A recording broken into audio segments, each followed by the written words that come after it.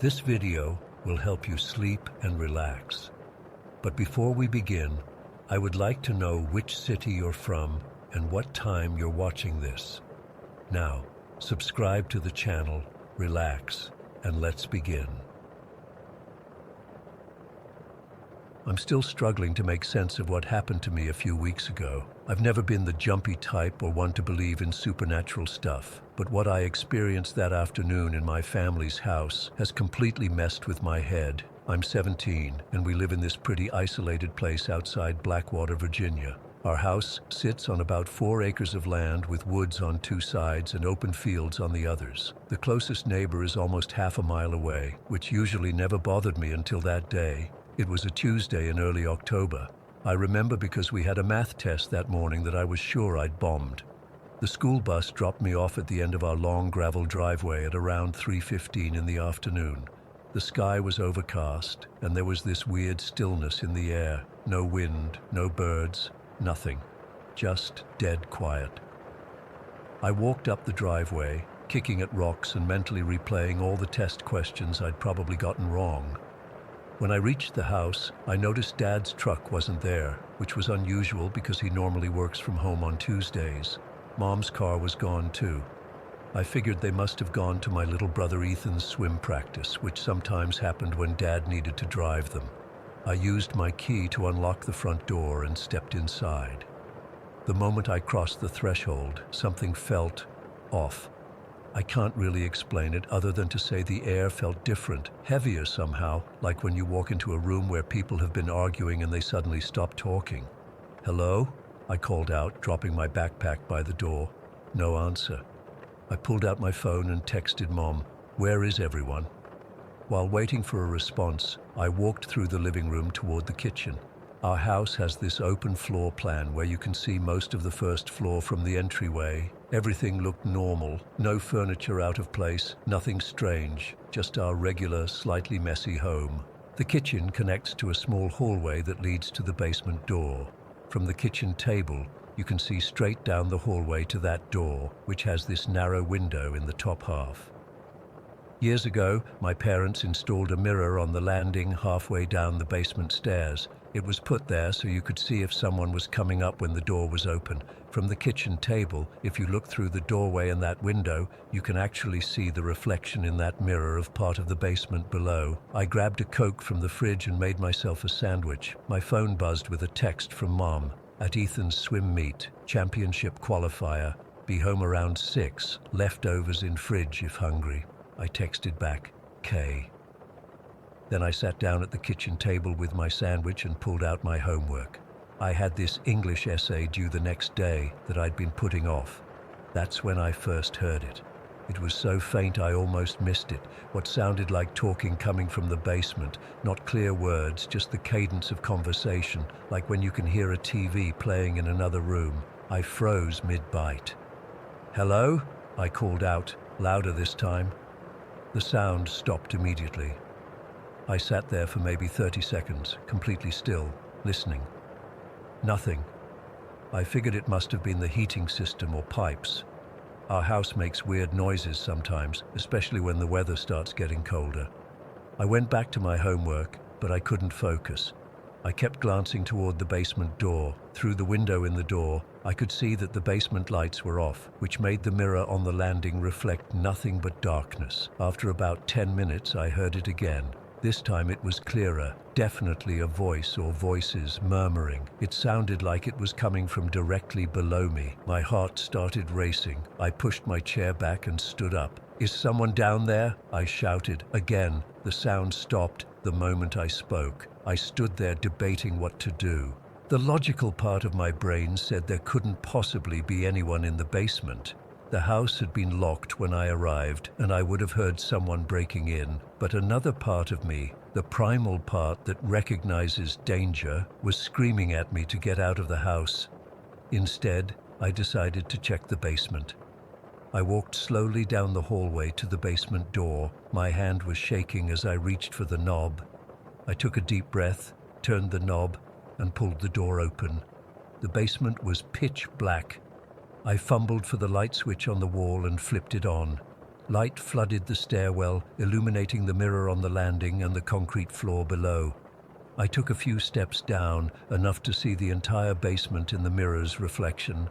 Everything looked normal. Dad's workbench along one wall, the old couch and TV in the corner where Ethan and I sometimes played video games, boxes of Christmas decorations stacked near the back wall. No people, no movement. I walked all the way down and did a quick sweep of the basement. Nothing was out of place. Nobody was there.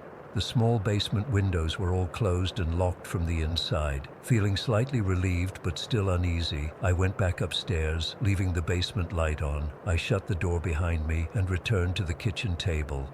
I tried to focus on my homework again, but my mind kept wandering. I found myself repeatedly glancing at the basement door, visible down the hallway from where I sat. About 15 minutes passed in silence. I was just starting to relax when the murmuring started again. This time it was louder and clearer, though I still couldn't make out any specific words. It was definitely coming from the basement. My pulse quickened. I kept my eyes fixed on the basement door, specifically on the window where I could see the reflection in the mirror of the brightly lit basement below. There was nobody there. I could see the empty basement clearly in the mirror's reflection, yet the murmuring continued. Then it changed. The murmuring transformed into what sounded like a single voice, deeper than before. I still couldn't understand what it was saying, but the tone was different, more deliberate, almost like it was trying to be heard. I was frozen in my seat, a cold sweat breaking out across my forehead and back. I wanted to get up and run, but I felt paralyzed with fear. Then I saw something that made my blood run cold. In the mirror's reflection, visible through the window in the basement door, I thought I saw a shadow move across the far wall, just a quick dark blur that disappeared as quickly as it had appeared. That broke my paralysis. I stood up so fast my chair fell backward with a crash. I kept my eyes fixed on the basement door as I backed away toward the front of the house. The murmuring stopped abruptly. For several long seconds, there was complete silence. I stood there, my back now against the living room wall, staring down the hallway at the basement door. Then, gathering what little courage I had left, I called out, "Who's there? I know someone's in the house. I'm calling the police." My voice sounded thin and scared, even to my own ears. My phone was still on the kitchen table, and there was no way I was going back for it. There was no response to my threat, just more silence. After a minute or so, I started to feel ridiculous. Maybe it really was just the house settling, or the heating system making weird noises. Maybe the shadow I thought I saw was just my imagination. Slowly, I walked back to the kitchen. I picked up my fallen chair and sat down again, keeping my eyes on the basement door the whole time. I grabbed my phone, ready to call 911 at the first sign of trouble. Nothing happened for the next 5 minutes. No sounds, no movement. I started to relax a little, mentally scolding myself for getting so worked up over nothing. I tried to get back to my homework, but I couldn't concentrate. I found myself constantly glancing up at the basement door, specifically at the small window where the mirror's reflection was visible. And that's when it happened. I had just looked down at my textbook when a laugh erupted right next to my ear. Not from the basement, not from somewhere else in the house, but right next to my ear. A deep masculine laugh, so close I could feel the breath on my neck. I screamed and fell sideways out of my chair, crashing to the floor. I scrambled backward on all fours until my back hit the refrigerator. My heart was pounding so hard I thought it might burst from my chest. There was nobody there. The kitchen was empty except for me. I didn't hesitate. I ran. I bolted straight for the front door, yanked it open, and sprinted down the driveway. I didn't stop until I reached the end of our property near the main road. There, I paced back and forth, alternately watching the house and looking down the road, praying for my parents' car to appear. I didn't have my phone. It was still on the kitchen table, so I couldn't call anyone. I considered running to the nearest neighbor, but that would mean either cutting through the woods or walking along the isolated country road. Neither option seemed safe given my panicked state, so I waited, shivering in the cooling afternoon air, jumping at every sound from the surrounding woods. After what felt like forever, but was probably just an hour, I saw our family SUV turn onto our road. I nearly cried with relief. As they pulled up, I could see the confusion on their faces. Mom rolled down her window. "Tyler, what are you doing out here?" I tried to explain what had happened, the words tumbling out in a rushed, disjointed mess. Dad looked concerned but skeptical. Mom seemed more worried about me than about what I was saying. Ethan, my 12-year-old brother, just rolled his eyes from the back seat. "There's nobody in the house, Tyler," Dad said firmly. "Let's go back and see." I didn't want to go back in, but I didn't have much choice. We drove up the driveway and Dad went in first while Mom, Ethan, and I waited in the car. He came out a few minutes later shaking his head. "Everything's fine. Nothing out of place." They all thought I was either making it up or had fallen asleep at the table and had a nightmare. No matter how much I insisted, they wouldn't believe me. Dad checked the basement thoroughly and found nothing unusual. The mirror was intact, the windows were locked, there were no signs of entry. That night, I barely slept. I kept hearing that laugh in my head, feeling that phantom breath on my neck. The next day, Dad checked the heating system and said something about air pressure in the pipes, sometimes causing strange noises. Mom suggested I was studying too hard and needed more sleep, but I know what I heard. I know what I felt. That laugh wasn't from a pipe or my imagination. It was real, and it was right next to me in an empty house. It's been 3 weeks now, and nothing else has happened. I still get chills every time I have to go down to the basement, and I avoid looking at that mirror whenever possible. I've taken to doing my homework in my bedroom instead of at the kitchen table. My family has moved on and barely remembers the incident, but I can't forget. Sometimes when I'm alone in the house, I feel like I'm being watched. And sometimes, just as I'm falling asleep, I think I hear the faintest whisper of that murmuring again, coming from somewhere deep in the darkness. I don't know what was in our house that day. I don't know if it's still there. All I know is that something wanted me to know it was there, and it succeeded. Story 2. I still don't know how to explain what happened to me that night. It's been over 9 years now, and I've gone back and forth between thinking I hallucinated the whole thing or experienced something genuinely supernatural. Either way, I'm convinced those little creatures saved my life. Back in early 2014, I was working myself to death at a manufacturing plant near Pine Lake in Georgia. I had been pulling 60 to 70-hour weeks for months, trying to save up enough money to finally propose to my girlfriend, Melissa. We'd been together for 4 years at that point, living in a small rental house about 15 minutes from the lake. It was nothing fancy, just a 2-bedroom place with old wood paneling and carpet that had seen better days. But it was affordable and ours. The overtime was destroying me. I'd always been a solid 8 hours of sleep kind of guy, but by late March, I was lucky if I got 3 hours a night. My body felt wired all the time, like I was constantly buzzing with electricity. My eyes burned, my thoughts raced. Every time I laid down, my mind would start spinning with work problems, bills, relationship worries, everything. I tried melatonin, hot baths, cutting out caffeine afternoon, all the usual advice. Nothing worked. After about 2 weeks of this, Melissa started getting worried.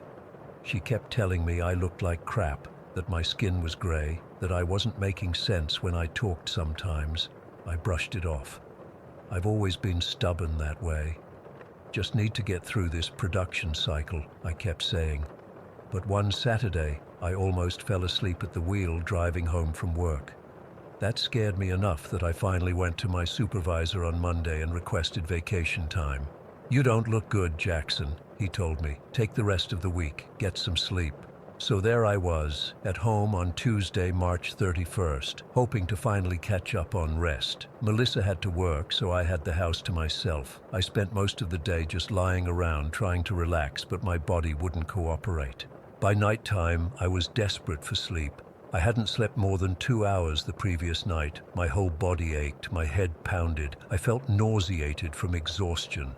Melissa came home around 6, made dinner, and we watched some mindless TV before heading to bed around 10. She fell asleep almost immediately, but I just laid there, staring at the ceiling, listening to the sounds of our old house settling. The digital clock on the nightstand showed 11:15, then midnight, then 1 in the morning. I was so tired I wanted to cry, but sleep wouldn't come. Around 2:30 in the morning, I started feeling strange. It wasn't just the usual insomnia feeling. Something felt off in the room. The air seemed heavier, almost like the barometric pressure had suddenly changed. My skin prickled with goosebumps. I remember thinking it was weird because it wasn't cold. In fact, I felt uncomfortably warm. I was lying on my back with just a sheet covering me, and suddenly I heard a soft scratching sound coming from the wall beside our bed.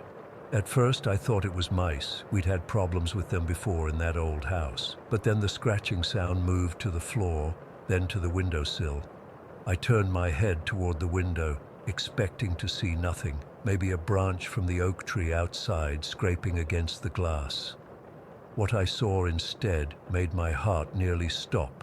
The window was open just a crack for fresh air, and through that small opening, tiny figures were climbing in. I mean tiny, like 6 or 7 inches tall at most. In the dim light from the street lamp outside, I could make out what looked like little people with dark, leathery skin. They moved with purpose, helping each other through the window opening, dropping down onto the windowsill, then scurrying down the wall using what looked like tiny rope ladders. I froze. I couldn't even breathe. I thought I must be hallucinating from sleep deprivation. I blinked hard, expecting them to disappear, but when I opened my eyes, there were more of them. They were dressed in what looked like primitive clothing made from leather and plant materials. Some had markings on their skin that looked like tribal patterns. Then I noticed more movement from the corner of my eye. The baseboard near the closet seemed to shift, and more of these tiny creatures emerged from what looked like a small opening I'd never noticed before. They poured out like ants from an anthill. I wanted to wake Melissa, but I couldn't move. It was like sleep paralysis, except I was definitely awake. The little people, and there were dozens of them now, moved across the floor with purpose, carrying tiny tools. Some had what looked like miniature spears or pitchforks. Others carried small pouches. They communicated with each other using high-pitched sounds that were just on the edge of my hearing, like the sound of distant dolphins or the squeak of bats. I watched in silent terror as they approached the bed. They used what looked like grappling hooks to climb up the sheets hanging down the side. I could feel the slight tugs as they made their way up. They moved with incredible coordination, like they'd done this many times before. Once they reached the top of the bed, they gathered around me in a circle. There must have been 50 or 60 of them by this point. Some stood on my chest and stomach. I could feel their tiny feet. They weighed almost nothing individually, but together, I could definitely feel their presence. A few climbed onto the pillow next to my head. What happened next is the part I've replayed in my mind thousands of times, trying to make sense of it. 2 of the creatures approached my face. They carried small sticks with what looked like tiny feathers or leaves attached to the ends. Before I could react, they pressed these tools against my eyelids and gently pried them open whenever they started to close. I wanted to scream, to jump up, to swat them away, but something told me not to. They weren't hurting me. Their touches were careful, deliberate. The ones standing on my chest seemed to be watching my breathing, their heads moving up and down with each breath I took. Some of them gathered around my wrist, where a few pressed their tiny hands against my pulse point. Others placed what looked like small pouches filled with something aromatic near my nose. The scent was earthy and herbal, unlike anything I'd smelled before. All the while, they kept making those high-pitched communications. It wasn't random noise, it had patterns, cadences. They were talking to each other, coordinating whatever they were doing to me. I don't know how long this went on, maybe 20 minutes, maybe an hour. Time felt meaningless. At some point, I finally managed to move my arm slightly.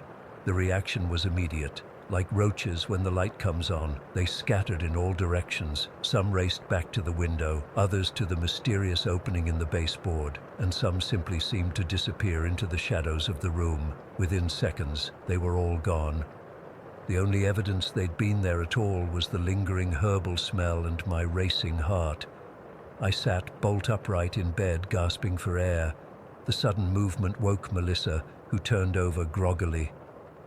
"What's wrong?" she mumbled.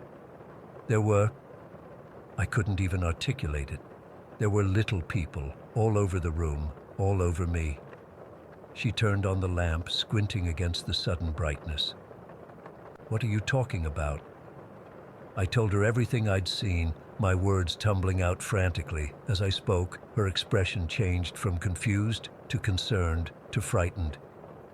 "Jackson, you're scaring me," she said when I finished.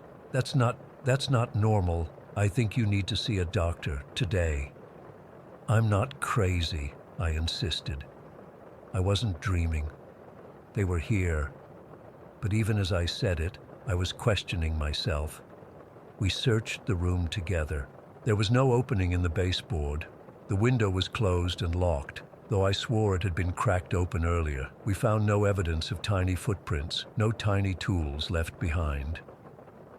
"It's the sleep deprivation," Melissa said, but her voice trembled. "People hallucinate when they don't sleep enough. You need help." I didn't sleep the rest of the night, neither did Melissa. She called in sick to work and made an emergency appointment with my doctor for that morning. She insisted on driving me there, afraid I might hallucinate while driving or something.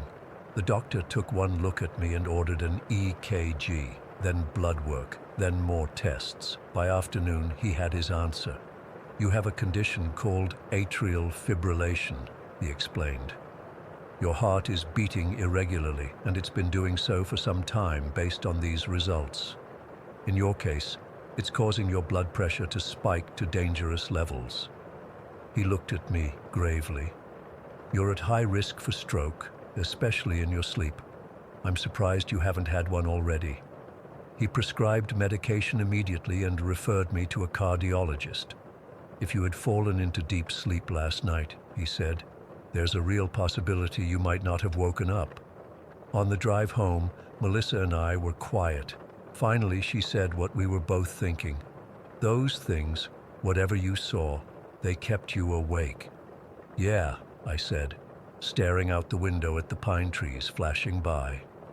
"They did." I've spent years trying to make sense of what happened that night. Were they hallucinations created by my oxygen-deprived brain? Were they some kind of guardian spirits? Were they something native to the Pine Lake area that most people never see? I've researched indigenous folklore from the region, looking for stories about small people or forest spirits. I've found some similar tales, but nothing exactly matching what I experienced. I've talked to a few locals, especially older folks, and while some have given me knowing looks, no one has confirmed seeing anything similar. The medication worked, my heart rhythm stabilized, and eventually my sleep returned to normal. We moved away from Pine Lake a year later for a job opportunity, and I've never experienced anything like that night again. But sometimes, when I'm drifting off to sleep in that space between wakefulness and dreams, I swear I can hear those high-pitched communications just at the edge of my hearing, and instead of being afraid, I feel grateful. Whatever they were, hallucination or supernatural beings, they kept me awake when sleeping might have killed me. I don't tell many people this story.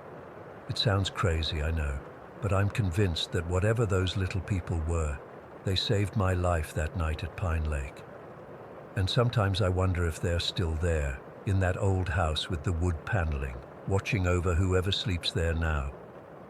Story 3. I never thought I'd actually write this down, but I need to tell someone. Maybe someone else has gone through this and can help me make sense of it. I've dealt with sleep paralysis my entire life, but what happened last month was something else entirely, something I can't explain.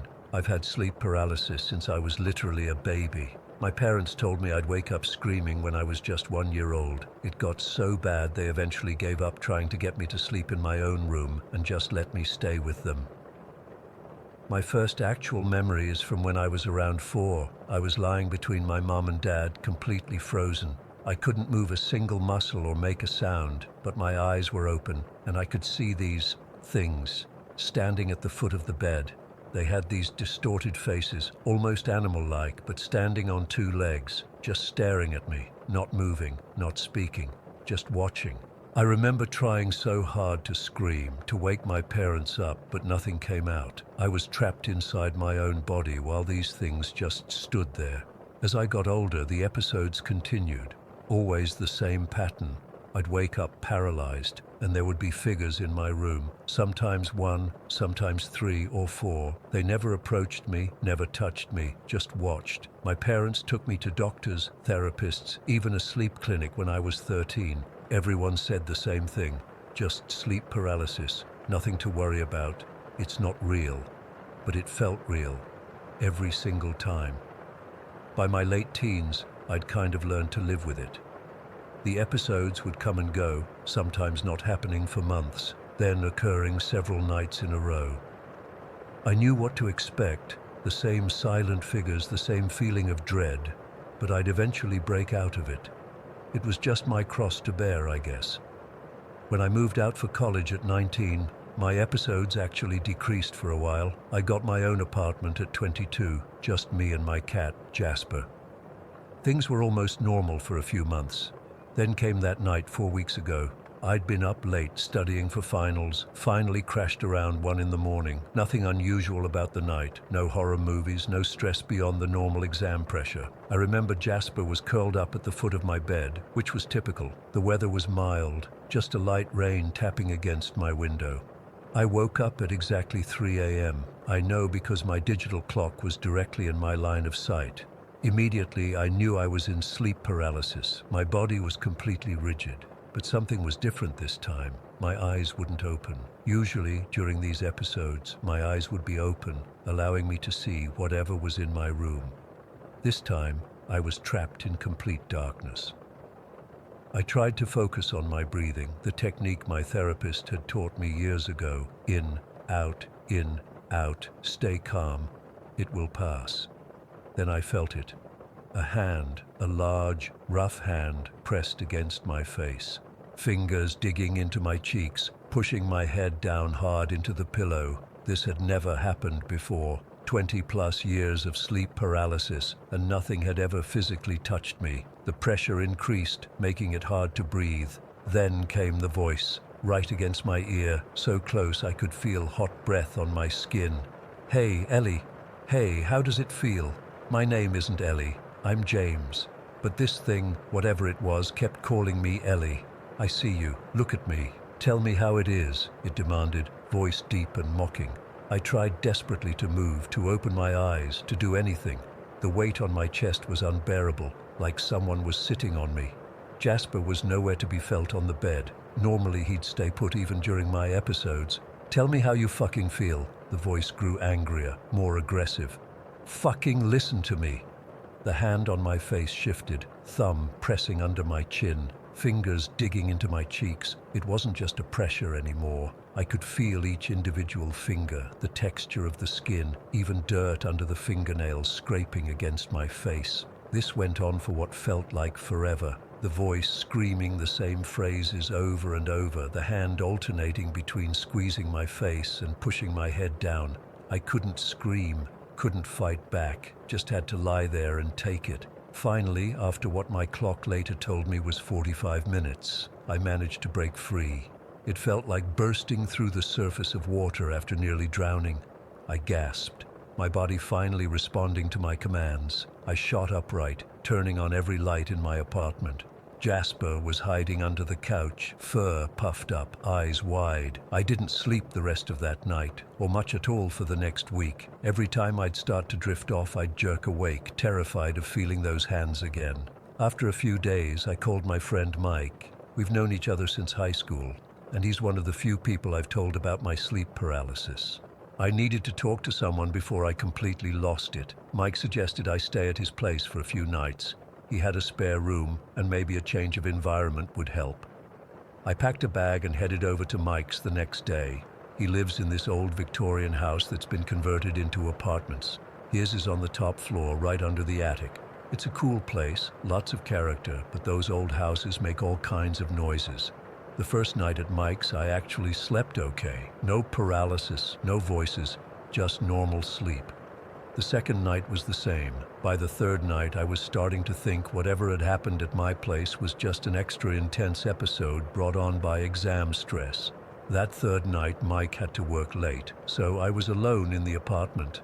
I decided to turn in around 11, feeling more relaxed than I had in days. I remember lying in bed, listening to the rain outside, feeling myself drift off. I woke up at, you guessed it, exactly 3 a.m.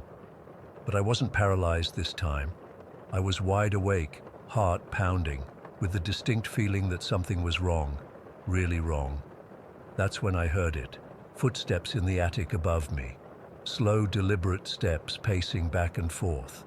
Mike had mentioned the attic was just used for storage by the landlord and was kept locked.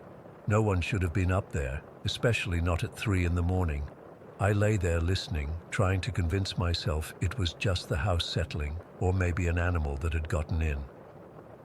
The footsteps stopped directly above my bed. Then came a soft thud, like someone had dropped to their knees. Then scratching, light at first, then more insistent, like someone was trying to claw through the ceiling. I got up, grabbed my phone for light, and went to wake Mike. But his bedroom door was locked, and despite my knocking, he didn't answer. The scratching from the attic was getting louder, more frantic. I went back to my room, closed the door, and tried to call Mike's phone, straight to voicemail.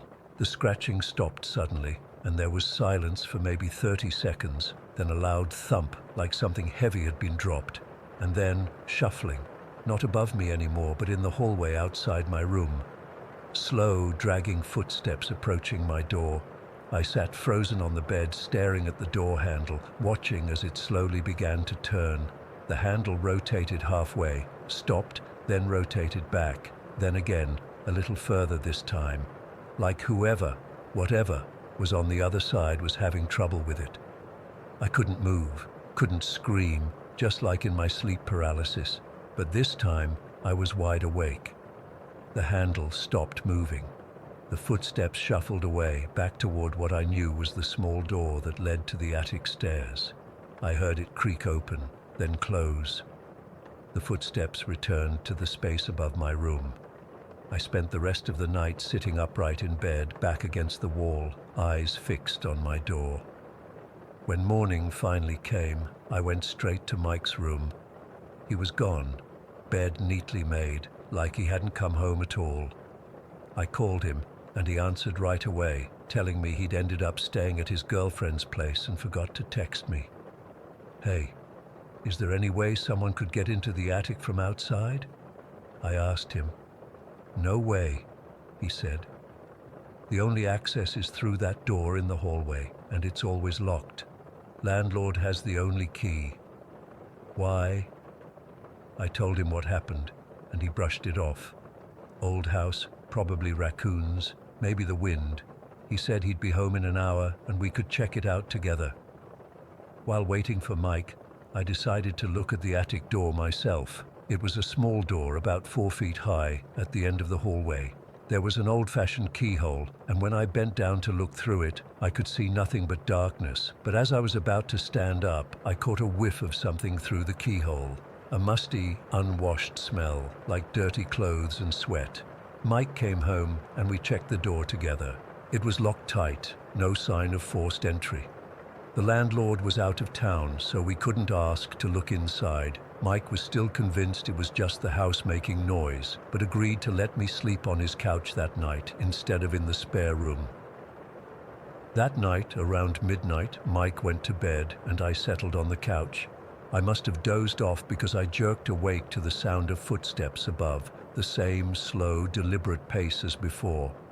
Mike's bedroom door was still closed, light visible underneath. I grabbed my phone and texted him, "Do you hear that?" The reply came back immediately. "Hear what?" Just then, the footsteps stopped directly above us. There was that same thud, like someone dropping to their knees. Then the scratching started again. Mike's door opened and he came out looking concerned. "What am I supposed to be hearing?" he whispered. "That." I pointed upward. "The scratching." He stood still, listening. "I don't hear anything, man." But it was so clear to me. fingernails or claws scraping against wood right above our heads. How could he not hear it? That's when I saw it. A dark stain forming on the ceiling, right where the scratching was coming from. A small drop of what looked like water, but thicker, darker, fell onto the coffee table. "Mike, look." I pointed at the drop. He leaned in, confused. "There's nothing there, James." But there was. I could see it plainly. Another drop fell, then another. The stain was spreading. The scratching got more intense, and now there was a voice. That same voice from my apartment, muffled by the ceiling but unmistakable. "Hey, Ellie, how does it feel? Look at me." Mike was staring at me now, concern all over his face. "James, there's nothing there. No sound, no stain, nothing." I backed away from the couch, pointing at the ceiling. "You seriously don't hear that? Or see the ceiling?" The stain was expanding rapidly now, dark liquid dripping onto the couch where I'd been lying. The scratching had become a frantic clawing, like something was trying to break through. "I'm calling someone," Mike said, reaching for his phone. That's when it happened. A hand, dark and dirty with long fingers, punched through the ceiling, sending bits of plaster raining down. It groped blindly in the air for a moment, then withdrew. I screamed, stumbling backward. Mike jumped too, but not at the hand, at my scream. "What the fuck, James?" he shouted. "There's nothing there." But there was. The hole in the ceiling, the dark liquid now pouring through, the hand that had retreated but would surely return. How could he not see it? I ran, grabbed my keys and phone, and just ran out of the apartment, drove straight back to my own place, locked the door, and called in sick to classes the next day. That was 4 weeks ago. I haven't spoken to Mike since that night. He's texted a few times, asking if I'm okay, suggesting I might need help. Maybe he's right, but I know what I saw, what I heard, what I felt. I still have sleep paralysis, but the entity hasn't spoken again. Just watches, like it did for all those years, waiting for something. I've started researching the history of Mike's building, looking for any mention of someone named Ellie. I don't know what was in that attic. I don't know why it could touch me during sleep paralysis, or why I could see and hear it when Mike couldn't. All I know is that whatever has been watching me my entire life finally found a way to reach out, and I'm terrified of what happens when it decides to do more than just watch. Story 4. I still don't sleep well some nights. It's been 4 years since that weekend in Alabama, and I've gone over it 1,000 times in my head. Sometimes I convince myself we both hallucinated the whole thing. Other times, when I'm driving at night and pass over a bridge, I get this knot in my stomach that won't go away until I'm safely past it. Let me start from the beginning. My name's Tyler. Early 2019, my girlfriend Megan and I were both burnt out from our jobs in Atlanta. We needed to get away, so we planned this 4-day weekend trip to the Gulf Coast. Nothing fancy, just a cheap Airbnb near Mobile, Alabama. It was unusually cold that January, like mid-30s during the day, which isn't normal for that part of the country. We left early on a Friday morning, around 5 a.m. The drive from Atlanta to the coast is about 5 hours, and we wanted to make the most of our first day. The trip was pretty uneventful at first. We listened to podcasts, stopped for breakfast at some Waffle House, the usual road trip stuff. By early afternoon, we were getting close to Mobile, driving through these really desolate stretches of highway that cut through swampland. I remember noticing how much emptier it felt than I expected. I'd been to Florida plenty of times but never really explored the Alabama back roads. It was all pine forests and cypress swamps as far as you could see, broken up by these long bridges that carried you over dark, still water. The whole place had this eerie quiet to it. We were somewhere in southern Alabama, maybe 30 minutes from the Mississippi border. I couldn't tell you exactly where. I was following the GPS, and we were on some state highway. The sun was starting to get low in the sky, not quite sunset yet, but that winter afternoon light where everything looks sharper somehow. I was doing about 60 miles per hour. Megan was half asleep beside me. We'd just crossed onto one of those bridges, not a huge one, maybe a quarter-mile long, spanning what looked like a bayou or creek. The water below was dark brown, almost black, with these gnarly cypress trees growing right out of it, their knobby knees poking up around the trunks. That's when it happened. Megan suddenly jerked forward in her seat and grabbed my arm. "Tyler, look, what is that?" Her voice had this urgent edge that instantly put me on alert. I slowed the car a bit and looked where she was pointing, off to the right side of the bridge. At first I thought it was a deer or maybe a wild hog. There's a ton of them in the south. But no, this was something else. About 30 yards away, down an embankment near the water's edge, was a figure hunched down on all fours. It was partially obscured by some brush, but I could make out what looked like it was feeding on something. My first thought was it might be a bear, which would have been unusual enough for that area. I slowed the car to maybe 30 miles per hour, trying to get a better look. That's when the thing stood up. I will never, as long as I live, forget what I saw next. It rose up on 2 legs, human legs, but the proportions were all wrong. It must have been at least 6 feet tall, but the torso seemed too long and thin. Its arms hung down past its knees. It was naked, or mostly naked, with patchy hair or fur covering parts of its body.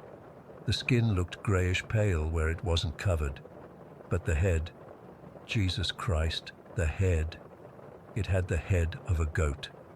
Not like someone wearing a mask, an actual goat's head, cream-colored with 2 curved horns that caught the fading sunlight. The face was elongated with that rectangular pupil goats have, and it was staring directly at our car. For what felt like forever but was probably only 2 or 3 seconds, we locked eyes with this thing.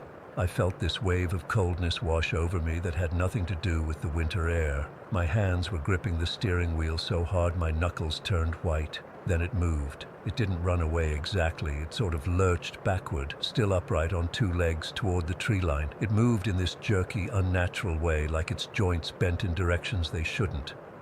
Right before it disappeared into the woods, I swear it made this sound. Not a bleat like a normal goat, but something deeper, almost like a human trying to imitate a goat but getting it wrong, and then it was gone.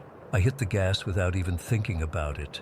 My heart was pounding so hard I could feel it in my throat. Megan was completely silent beside me, just staring straight ahead with her hand over her mouth. We drove in complete silence for maybe 5 minutes before either of us spoke. I kept checking the rearview mirror obsessively, half expecting to see that thing chasing us down the highway. Did you see that?" Megan finally whispered. "Yeah," was all I could manage at first. My mouth had gone completely dry. "What was it?" Her voice was shaking. "I don't know. Some kind of... I don't know. It had a goat's head, Tyler. A fucking goat's head." I nodded, still not fully processing what we'd seen. Maybe it was someone in a costume, some kind of prank. Even as I said it, I knew that wasn't right. No costume could look that real, move that way. And who would be standing around in a goat costume in the middle of nowhere, Alabama in January? The next hour of the drive was just us trying to rationalize what we'd seen. Maybe it was a deformed bear. Maybe it was some kind of optical illusion caused by the swamp gas and the light. Maybe we were both more tired than we realized and our minds were playing tricks on us, but we both saw the same thing, and neither of us could shake the feeling that what we'd seen was real.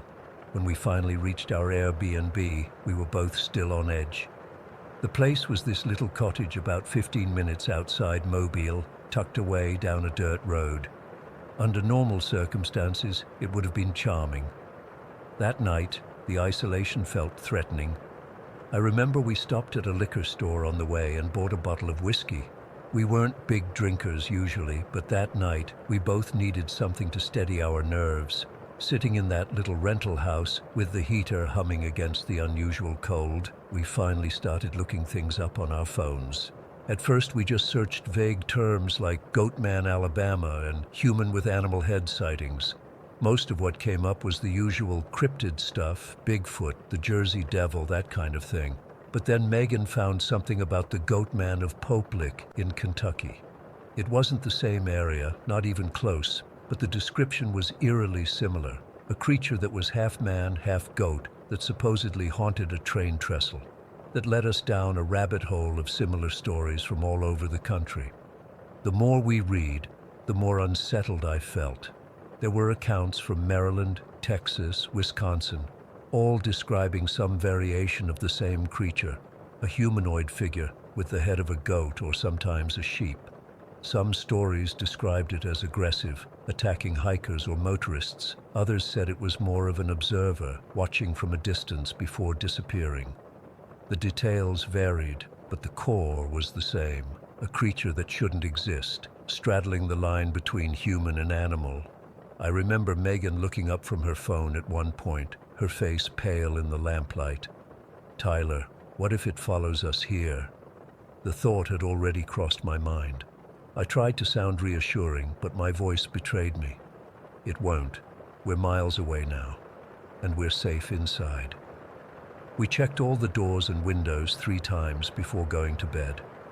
I don't think either of us slept much that night. Every creak of the house, every rustle of the wind through the trees outside had us both wide awake, staring at the ceiling. The next morning, in the harsh light of day, we tried to convince ourselves that we'd overreacted. Maybe we had seen something unusual, but surely there was a logical explanation. A hunter in strange gear, an elaborate prank, something, anything other than what we thought we'd seen. We even considered cutting our trip short and heading back to Atlanta, but eventually decided to stay. We'd paid for the Airbnb, and the coast was beautiful, even in winter. We told ourselves that whatever we'd seen was far behind us now, but we made a point of avoiding that highway on our day trips around the area. We took the interstate instead, even though it added time to our drives, and we made damn sure we were always back at the Airbnb before dark. On our last night there, Megan found something that made my blood run cold. She'd been searching more specifically about sightings in southern Alabama and came across a local forum where people shared stories of strange encounters in the region. There was a post from 2016 about something called the Goatman of Bayou Creek. The description matched what we'd seen almost exactly, a tall, thin creature with a goat's head that was spotted near bridges and waterways in the area. The poster claimed it was some kind of demon or spirit that guarded the boundary between land and water.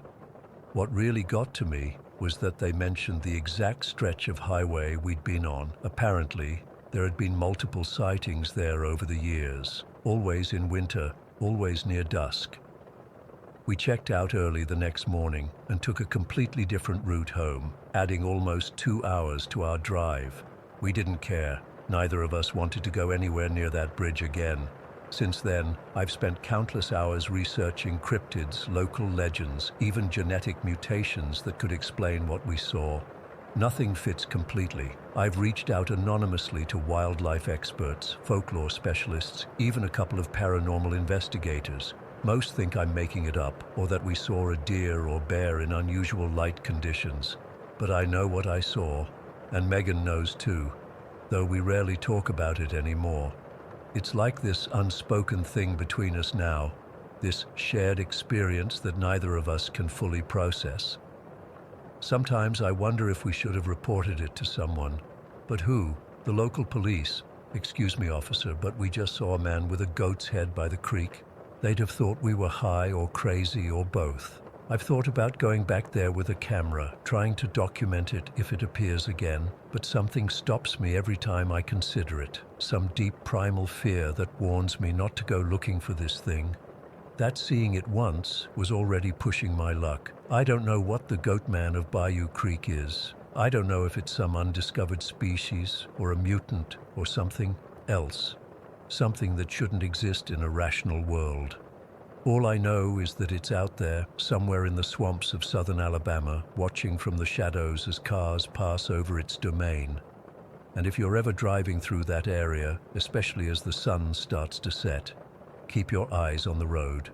Don't slow down on the bridges, and whatever you do, don't look too closely at what might be moving along the water's edge.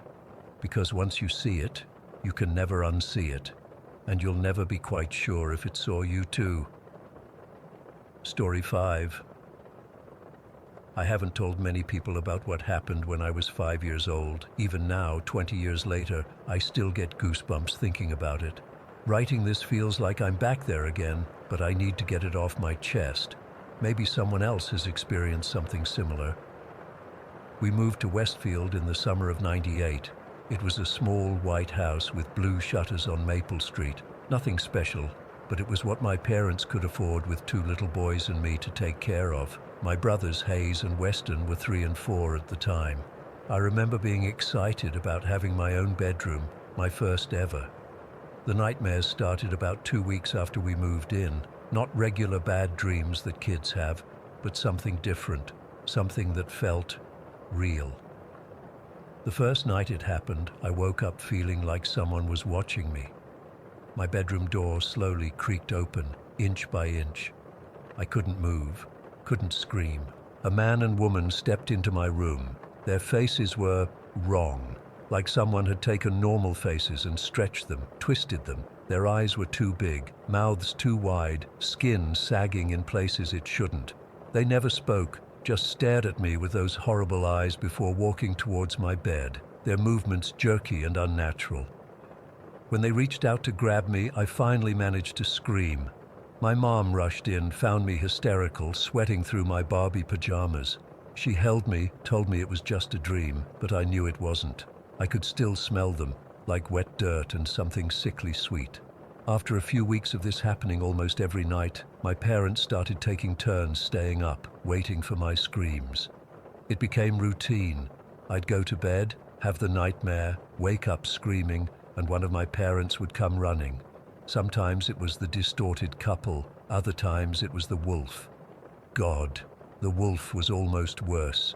It would push my door open with its snout, eyes glowing yellow in the dark. It would slowly stalk toward my bed, drool dripping from its jaws, making this low growling sound that I can still hear if I think about it too hard. I'd lie there frozen until it lunged, and then I'd wake up screaming. My mom took me to a doctor, thinking maybe I had some kind of sleep disorder. They found nothing wrong. Dad thought maybe I was just adjusting to the new house, that it would pass, but it didn't. About 3 months after we moved in, something happened that made my parents finally believe me that something wasn't right in that house. It was a Friday night in November. I'd had a particularly bad nightmare, the couple again, but this time they'd managed to touch me before I woke up. Their hands felt ice cold and wrong, like touching raw meat. We were all in the living room afterwards, me curled up between my parents on the couch, my brothers playing with Legos on the floor. We were watching some sitcom trying to calm down. That's when we all saw it. A small figure, about the size of my brother Weston, walked slowly past the hallway doorway.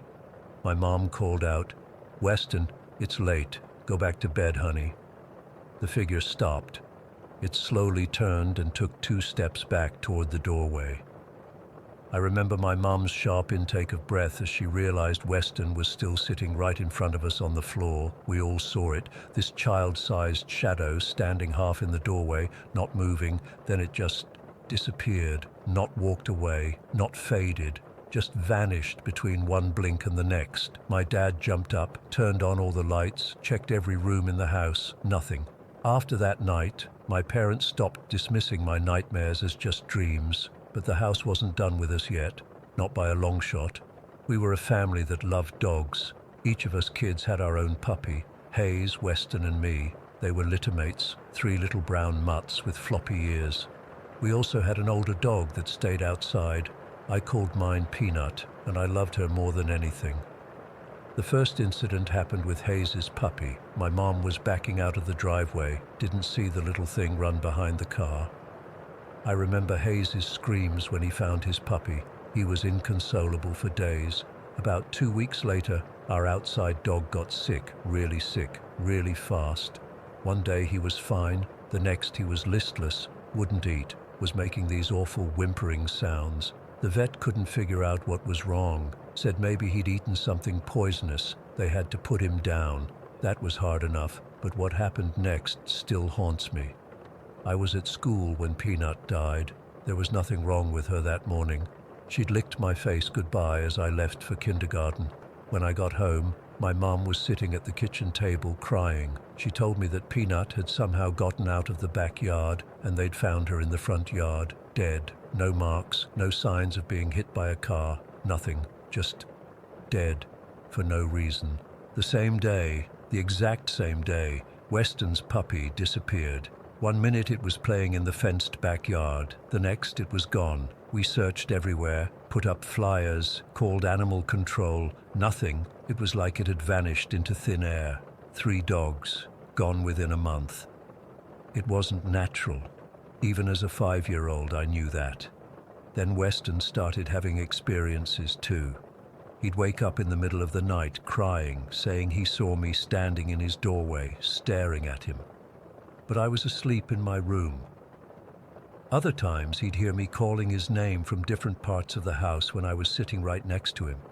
Once, he came running into the kitchen where Mom and I were baking cookies, asking why I was hiding under his bed. I hadn't moved from Mom's side all afternoon. The final straw came one night in January. My dad worked late shifts sometimes, and this was one of those nights. Mom had put us all to bed and was in the living room watching TV. I had the nightmare again, the couple reaching for me with those cold, wrong hands, and woke up screaming. As Mom came running down the hall, all the doors in the house slammed shut at once, every single one. The force was so strong that one of the hinges on my bedroom door broke. We moved out the next week. Dad found us a double-wide trailer on the other side of town. It wasn't fancy, but it was available immediately. We left most of our furniture behind, only taking essentials and personal items. The weird thing, my nightmares stopped completely after we moved. Not gradually, just stopped. The first night in the trailer, I slept through until morning for the first time in months. But we did bring one thing from the old house that maybe we shouldn't have: my rocking horse. It was a gift from my grandma, a beautiful wooden horse that rocked and played music when you pressed a button on its ear. I loved that horse, had it since I was 3. The first night we set it up in my new room, I woke up around midnight to the sound of creaking. The horse was rocking, slow and steady, back and forth. I thought maybe the floor was uneven, making it move. Dad leveled it the next day. That night, same thing, creaking in the darkness. But this time the music box in its ear started playing too, a tinny, slow version of Rockabye Baby that made my skin crawl. I ran to my parents' room. For weeks, this continued. Sometimes it would just rock. Sometimes it would play music. Sometimes it would make sounds that weren't part of its mechanics at all. Little clicks and whinnies that a wooden horse shouldn't be able to make. My parents tried everything. They checked the mechanisms, made sure it was level, even tied it down so it couldn't rock. Nothing worked. Eventually, Dad took it to the shed outside, but even from there, sometimes at night, we could hear that faint music box melody drifting through the walls. It's been 20 years, and I still don't know what was in that house in Westfield. Whatever it was, I think it latched onto us, or maybe just onto me, and followed us to the trailer. My parents eventually threw the rocking horse away after I left for college. Mom says she still sometimes hears music box melodies in the middle of the night, even though we haven't owned a music box in years. I've researched the history of that house on Maple Street. Nothing dramatic happened there. No murders, no tragic deaths that I could find, but something was there. Something that showed itself to a 5-year-old girl in nightmares, that pretended to be her little brother, that maybe even killed our dogs one by one. Sometimes I drive by that house when I visit my parents. New families have moved in and out over the years. I always wonder if they have young children, if they experience nightmares, if they see figures walking past doorways that shouldn't be there. And sometimes, on those nights when I'm back in my childhood bedroom in my parents' trailer, I swear I can still hear the faint sound of a rocking horse creaking back and forth in the darkness, playing that haunting lullaby, Almost Story 6.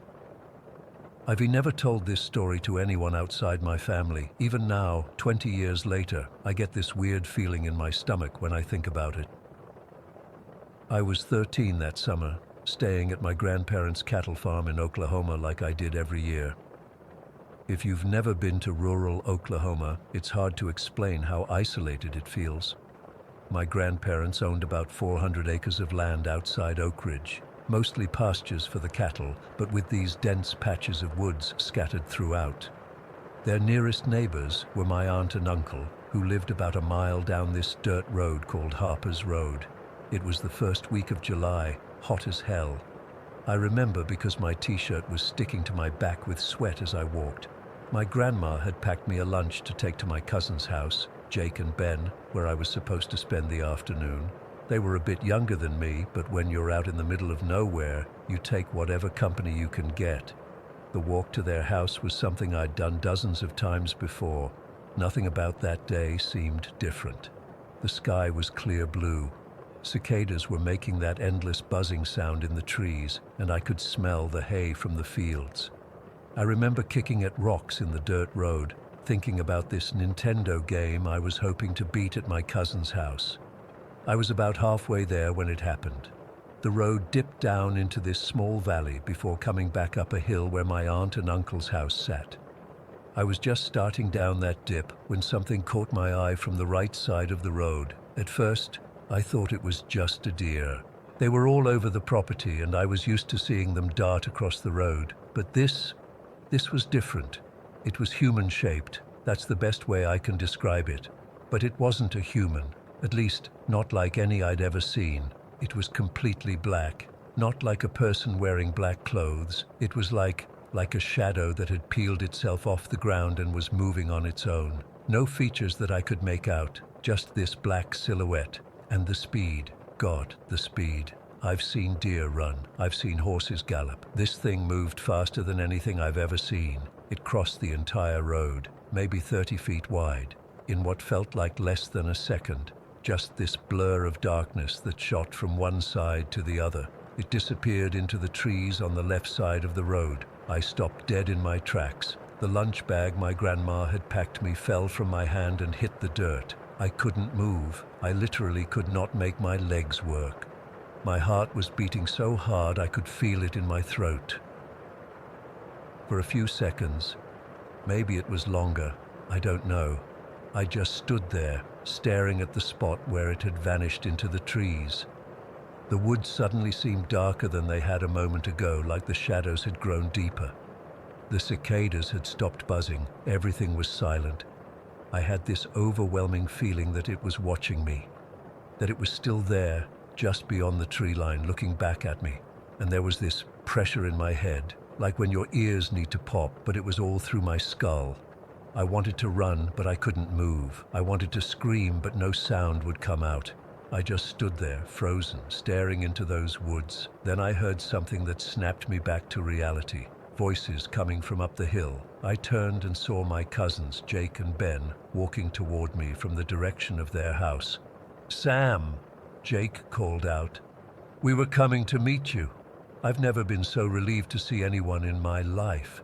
I picked up the lunch bag and tried to act normal, but my hands were shaking so bad I almost dropped it again. When they reached me, Ben asked why I looked so weird. I didn't know what to say at first. Then, trying to sound casual, I asked, "Did you guys see that thing that just ran across the road?" They looked at each other, then back at me. There was this weird pause, and then Jake said, "Yeah, we saw it." But the way he said it, I knew immediately he was lying. There's no way they could have seen it from where they were on the hill, and they were acting way too calm.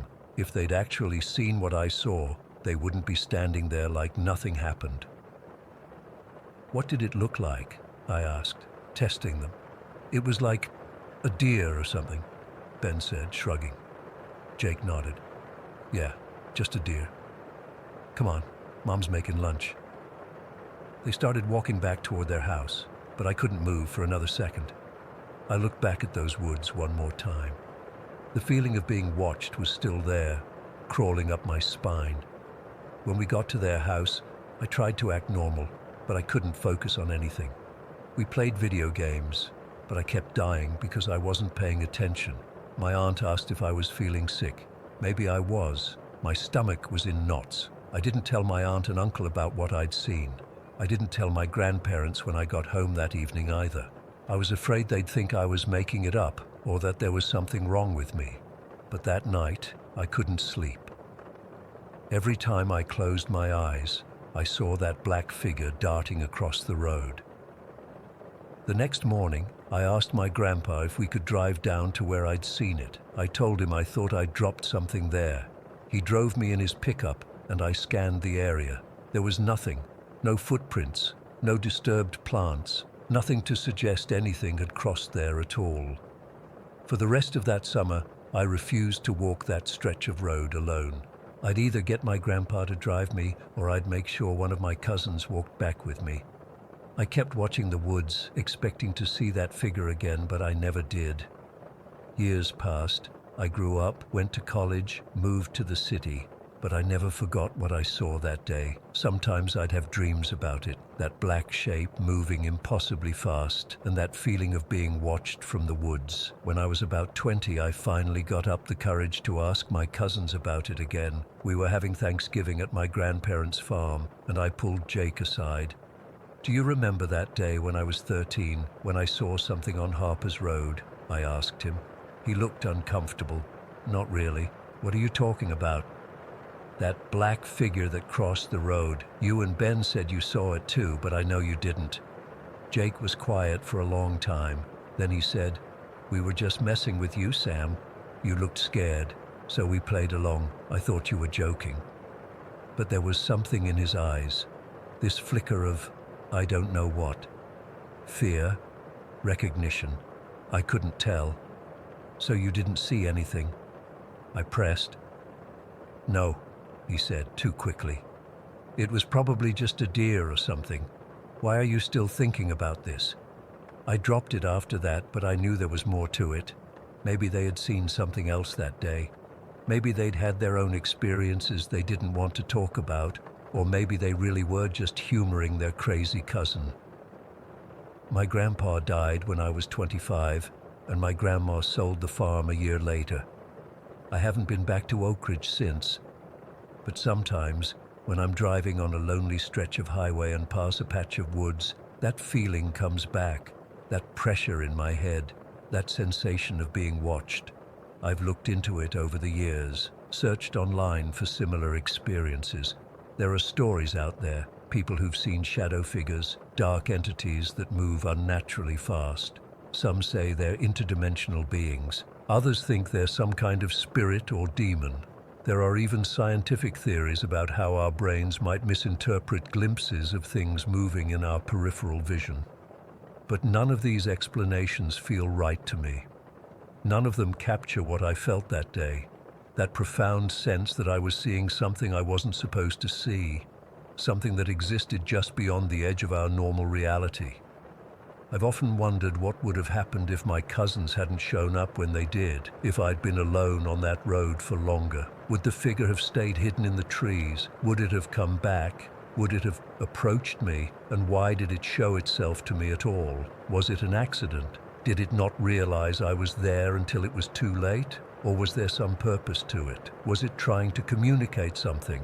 These questions have followed me for 20 years now. I'm 33, living a normal life in the city with a job and an apartment and friends who know nothing about this. I don't talk about it because I don't have the words to explain what it was like. How do you describe seeing something that shouldn't exist? But I know what I saw. It wasn't a deer or a trick of light or my imagination. It was real. And sometimes, late at night when I can't sleep, I find myself thinking about those woods in Oklahoma, wondering if that figure is still there, moving between the trees, just out of sight. And I wonder if anyone else has seen it since, if anyone else has felt that pressure in their head, that sensation of being watched from the shadows, if anyone else has been marked by it the way I have, because that's how it feels, like being marked.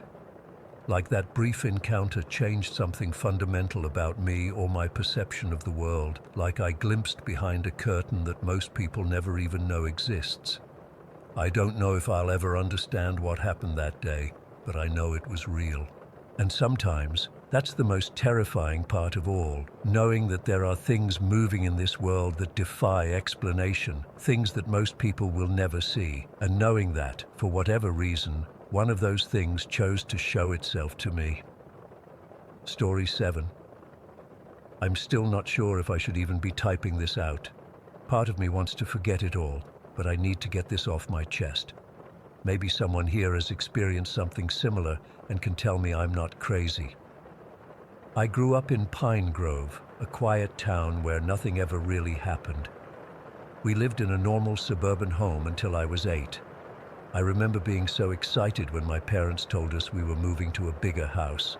One with history, they said. If only we'd known what kind of history. The house was built sometime in the 1800s. It sat at the end of a winding driveway, partially hidden by old oak trees. I remember thinking it looked like something from a storybook with its wraparound porch and tall windows. My older brother Jake thought it was awesome. My younger sister Emma was just 6 then and didn't really care as long as she had a room for her dolls. The first day we moved in, I felt it, that feeling of being watched. I tried telling my mom, but she was busy unpacking and told me it was just nerves about the new place. I wish she'd listened. The weird stuff started almost immediately. I was setting up my room, arranging my stuff on a shelf my dad had put up. I had this heavy metal toy car my grandpa had given me, a collector's item he called it. I placed it on the highest shelf, stepped back to look at my room, and suddenly heard a scraping sound. The car was sliding toward the edge of the shelf, right above where I was standing. I froze, watching it inch closer to the edge like something was pushing it. Just as it tipped over, something caught it. I swear on everything, a string, like fishing line, wrapped around it midair and gently lowered it to the floor beside me. But there was no string, no explanation, nothing. I ran to tell my parents, but my dad just laughed and said the shelf must be uneven. My mom gave me that look, the one that says, don't start with the imagination stuff again. A week into living there, I was home alone after school. My mom was picking up Emma from her friend's house, and Jake had soccer practice. I was in the kitchen getting a snack when I heard my mom calling my name from upstairs. Honey, can you come help me with something? I froze with the refrigerator door open. My mom wasn't home. I knew she wasn't home. I'd been alone for at least 30 minutes. Honey, I need you upstairs for a minute. It sounded exactly like her. Not kinda like her, not sorta like her. It was her voice. I called out, Mom, and the house went completely silent. I grabbed a butter knife from the drawer and slowly walked toward the stairs. My heart was pounding so hard I could feel it in my throat. Mom, are you home early? I called out again. Nothing. I stood at the bottom of the stairs for what felt like forever before I got the courage to go up. I checked every room. Nobody was there. I was completely alone. When my mom actually did come home with Emma about 20 minutes later, I told her what happened. She looked concerned, but suggested maybe I'd heard the neighbors or the TV that I'd left on. But I hadn't left the TV on, and our nearest neighbors were a quarter-mile away. The worst part? A few days later, Jake mentioned hearing Dad calling him from the garage when no one was home, and Emma said she heard me calling her from the backyard when I was at school. We were all hearing voices that sounded exactly like family members, but no one was ever there. Our dogs started acting weird too. We had 2 labs, Max and Cooper. They would stand in the hallway and bark at nothing, their hackles raised, growling at empty walls. Sometimes they'd follow something with their eyes that none of us could see, their heads moving in unison as if tracking something moving across the room. I started seeing things at night, shadows that moved against the walls, darker than the darkness around them. They were tall, elongated figures that seemed to glide rather than walk. Sometimes I'd wake up to see one standing in the corner of my room, and I'd lie there paralyzed, too terrified to scream or move until it slowly faded away as the sun came up. One morning, about 3 months after we moved in, I woke up with 3 long scratches down my back. They stung like hell, and I had no idea how I got them. My mom freaked out and asked if I'd scratched myself in my sleep, but they were in a place I couldn't reach. A week later, I had bruises on my arms, finger-shaped bruises like someone had grabbed me really hard, but nobody had. Jake started getting them too. Scratches, bruises, even a bite mark once that looked human but wasn't from any of us. Emma was the only one who never got marked, but she started sleepwalking, which she'd never done before. My parents would find her standing in the hallway in the middle of the night, staring at the wall and whispering to someone who wasn't there. My parents tried to find logical explanations. Dad checked the house for exposed nails or loose floorboards that might explain the scratches. Mom took us to a doctor who suggested stress from the move might be causing us to injure ourselves in our sleep. No one wanted to say what we were all thinking, that something was in that house with us. The incident that still gives me nightmares happened about 6 months after we moved in. My friend Mia came over for a sleepover. We were in the kitchen making popcorn for a movie when she suddenly went completely still, staring down the hallway toward the bathroom. "What's that?" she whispered, her voice shaking. I turned to look but didn't see anything.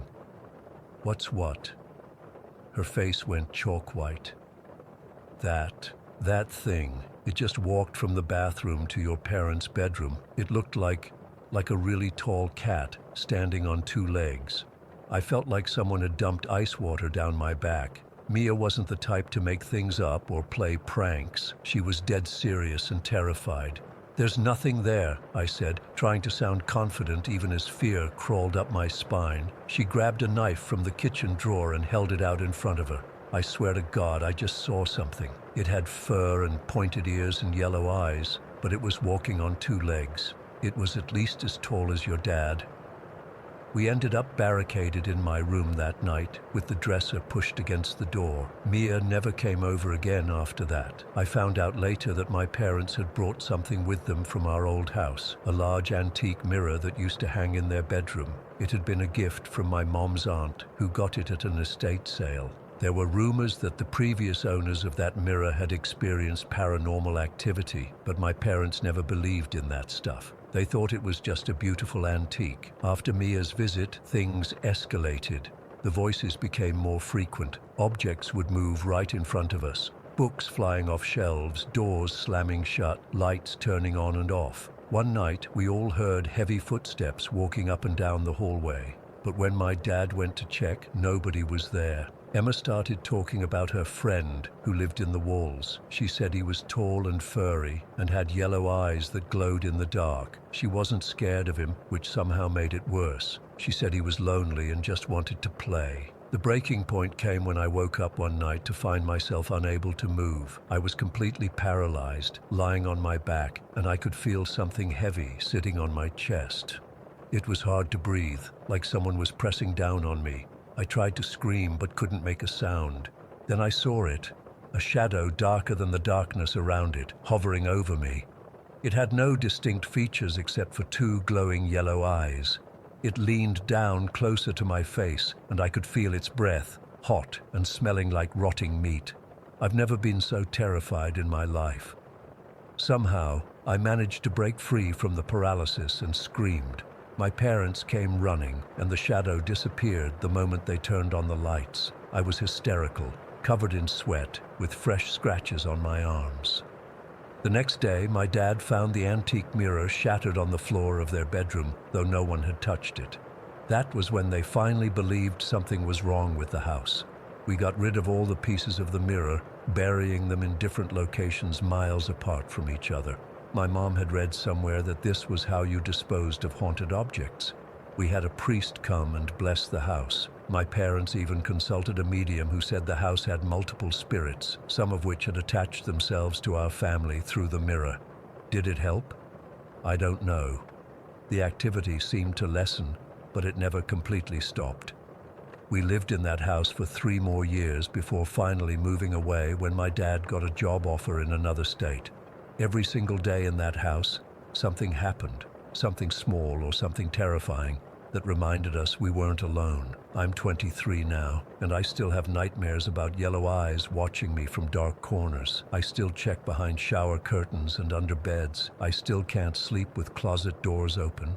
The scariest part, sometimes, even now, in my apartment hundreds of miles from Pine Grove, I wake up with unexplained scratches. Sometimes I hear my family calling me when I'm alone. Sometimes out of the corner of my eye, I see a tall, dark figure with pointed ears watching me. Whatever was in that house in Pine Grove, whatever came through that mirror, I think part of it is still with me. And I don't know how to make it go away.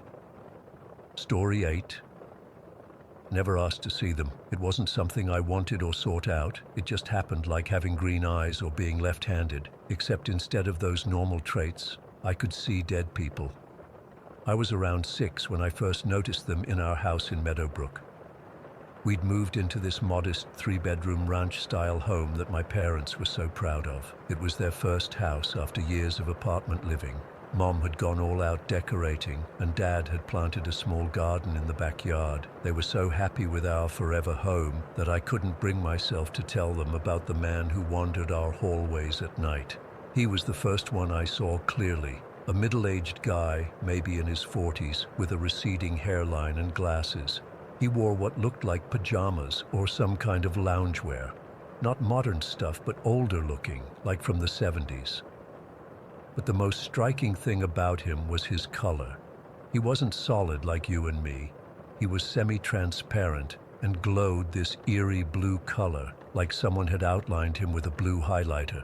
You could see through him, but he wasn't totally invisible either. The first few times I saw him, I froze in terror. He'd be walking down the hallway outside my bedroom, or standing in the kitchen looking out the window. Sometimes he'd be sitting at our dining table, staring at nothing. He never acknowledged me at first, just went about his business as if he was still alive and I wasn't even there. I remember asking my mom if someone had died in our house before we moved in. The question clearly caught her off guard. She hesitated before telling me that yes, the previous owner had passed away, but it had been peaceful. In his sleep, she said. She asked why I wanted to know, and I chickened out. Just told her I'd heard Dad talking about it, which wasn't true. She seemed satisfied with that answer, but I noticed her watching me more closely for the next few days. I soon realized he wasn't alone. There were 2 others, a man and a woman, both looking to be in their 30s. They didn't show up as often as the first man, and they seemed to come from the direction of our neighbor's house. The woman had long hair pulled back in a ponytail and usually wore what looked like a robe or housecoat. The second man was taller with a beard and always wore the same flannel shirt and jeans. Like the first ghost, they glowed blue and were semi-transparent. What bothers me most, even now, wasn't just that they were there, it was their reaction when they realized I could see them. The first time it happened, I got up to use the bathroom in the middle of the night. As I opened my bedroom door, the first ghost, the older man, was right there in the hallway. He turned toward me, and for a second, our eyes met. His expression changed instantly from neutral to absolute shock, then to what I can only describe as pure terror. Then he vanished. Not like fading away, but like someone had switched him off. The same thing happened with the other 2. I'd encounter them somewhere in the house, the woman arranging things on our coffee table that weren't really there, or the bearded man standing at our back door looking outside. And when they noticed me watching them, they'd look horrified before disappearing. Their reactions scared me more than their presence. Why were they afraid of me? Shouldn't it have been the other way around? I developed strategies to avoid startling them. I'd make noise before entering rooms or deliberately look away when I sensed one nearby. Sometimes I'd talk out loud even when alone, just to warn them I was coming. My parents thought I was going through a phase of talking to myself. In reality, I was trying to be polite to the dead people sharing our home. The weird thing is, they never tried to communicate with me. Never spoke, never wrote messages, never moved objects. Nothing like the ghosts you see in movies. They just existed alongside us, going through motions of a life they no longer had. The old man would stand in our shower stall, fully clothed, mimicking washing himself. The woman would sit on our couch and make gestures like she was changing TV channels or reading a book. The bearded man often paced back and forth in our kitchen. I tried researching them once I was older, found out the previous owner of our house had indeed died there. Heart attack, not in his sleep like Mom had said. His name was Robert Emerson, and he'd lived alone after his wife moved out. I couldn't find anything about deaths in our neighbor's house, though. No newspaper articles, no obituaries that matched their appearances. Maybe they hadn't died there at all, but were connected to the place in some other way. As I got older, around 12 or 13, I stopped seeing them. Not gradually, but all at once. One day they were there, and the next, gone. Part of me was relieved, but another part felt strangely lonely. They'd been a constant presence during my childhood, even if they were terrified of me. For years after that, I convinced myself it had been my imagination, an only child creating companions, even scary ones, to fill the empty spaces. But I knew deep down that wasn't true. I'd never had imaginary friends, and these people would appear when I wasn't expecting them, when I wasn't even thinking about ghosts or anything supernatural. They had consistent appearances, personalities, routines. They felt real in a way imagination doesn't. I went to college, got a job, and moved on with my life. Occasionally I'd think about my blue ghosts, but I never saw anything like them again. I started to believe maybe it really had been some weird childhood phase. Until last summer, I was working at Pinewood Community Pool as a maintenance guy. It wasn't glamorous, but it paid the bills while I figured out what I really wanted to do with my life. The job involved a lot of cleaning, skimming the pool, sweeping the deck, emptying trash cans, that kind of thing. Usually I worked with at least one other person, but on this particular evening I was alone. The pool had closed early because of a thunderstorm forecast, though the storm hadn't arrived yet. It was around 6 in the evening, still light out, but getting dimmer as clouds rolled in. The air felt heavy with upcoming rain. I was sweeping debris off the pool deck, my back to the equipment shed, when I heard it, a girl's laugh. Not just any laugh, it was this weird mix of a laugh and a scream, like someone was finding something hilarious but also terrifying at the same time. And it came from directly behind me, so close, it felt like someone's mouth was right next to my ear. The sound was deafening. It drowned out everything else, the distant traffic, the wind in the trees, even the sound of my broom scraping against concrete. It was as if someone had cranked the volume on that single sound while muting everything else. I spun around, heart pounding, expecting to see someone standing there, a teenage girl playing a prank maybe. But there was nobody. The equipment shed door was closed. The entire pool area was empty. That's when the cold hit me. It was July in the Midwest, still 85 degrees even in the evening, but suddenly I felt like I'd been dunked in ice water. Goosebumps erupted all over my arms and legs. The hair on the back of my neck stood up. My breath came out in visible puffs, like it was the middle of winter. The world around me started to change. It's hard to explain, but it was like all the color was draining out, starting from the sky and moving downward, like someone was slowly turning down the saturation on a TV. The blue of the pool water turned gray. The green trees around the fence became ashen. Even my own hands looked pale and lifeless. I tried to move, to run, but my body wouldn't respond. I felt heavy, like gravity had suddenly doubled. My vision narrowed, tunneling inward until all I could see was a small circle of the increasingly colorless world. Then even that faded to black. I don't know how long I was out. When I came to, I was lying face down on the pool deck, the broom still clutched in my hand. I was shivering violently despite the warm evening. My teeth were chattering so hard I thought they might break. Every breath hurt, like my lungs were filled with frost. As I pushed myself up onto my hands and knees, I heard the laugh again, that same scream laugh, but fainter this time, like it was moving away from me. It seemed to be coming from the direction of the women's locker room. I managed to stand, though my legs felt weak and unsteady. The color had returned to the world, but everything looked slightly off, like the saturation was still too low. I stood there for a moment, trying to process what had just happened, when I noticed something on the concrete where I'd been lying. Frost. A thin layer of ice in the rough shape of a human body. My body, already melting in the summer heat. I left everything, the broom, my backpack, even my car keys, and ran. Ran all the way home, almost 2 miles, without stopping. By the time I reached my apartment, the cold had faded, replaced by the heat of exertion and lingering fear. I called in sick the next day, and the day after that. When I finally went back, I made sure I was never alone there again. I switched shifts, made excuses, did whatever I needed to do to ensure there was always someone else around. But it didn't matter. Over the next few weeks, I experienced dozens of similar incidents at that pool. The laugh scream, the cold. Sometimes I'd see flickers of movement at the edge of my vision. Never clear figures like my childhood ghosts, just suggestions of a presence, a shadow where there shouldn't be one, a ripple in the pool when there was no wind, footprints appearing on the dry concrete. I quit after a month. Couldn't take it anymore. Found a job at a warehouse where the bright lights and constant activity made me feel safer. I never told anyone about any of this. Who would believe me? But I know what I experienced both as a child and as an adult. There's something else sharing this world with us, something that isn't supposed to be here anymore. The thing that bothers me most is the fear I saw in my childhood ghosts when they realized I could see them. Why were they afraid? What did they know that I don't? And whatever was at that pool, was it afraid of me too? Or was it something else entirely? Something that wanted me to know it was there?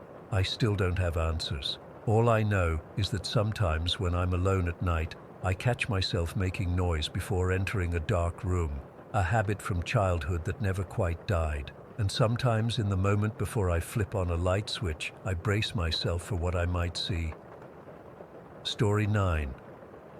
I've been pet sitting for about 3 years now, and I've stayed in all kinds of homes, from tiny apartments to massive houses with pools. Never had an issue until last week. I'm still trying to make sense of what happened, and I honestly don't know if writing this will help or just make me sound crazy. It started last Monday when I arrived at the Johnsons' house, not their real name. They're a wealthy couple in their 50s who are heading to Cancun for a week-long vacation. They have this gorgeous colonial-style home in one of those neighborhoods where every house looks like it belongs in a magazine. The place is huge, 4 bedrooms, 3 bathrooms, an open-concept living room that connects to a gourmet kitchen, and this creepy little second-floor walkway that overlooks the living room. The Johnsons had just gotten a Vizsla puppy named Copper about 6 months ago. He was adorable, all energy and floppy ears. They told me he was still getting used to being alone, so they preferred having someone stay at the house rather than just doing drop-ins. Made sense to me, especially since they were paying really well. When they showed me around, everything seemed normal. Mrs. Johnson gave me a detailed tour, showing me where they kept Copper's food, his toys, his leash, all the usual stuff. She mentioned that he sometimes barks at nothing, but said it was just puppy behavior and that I shouldn't worry about it.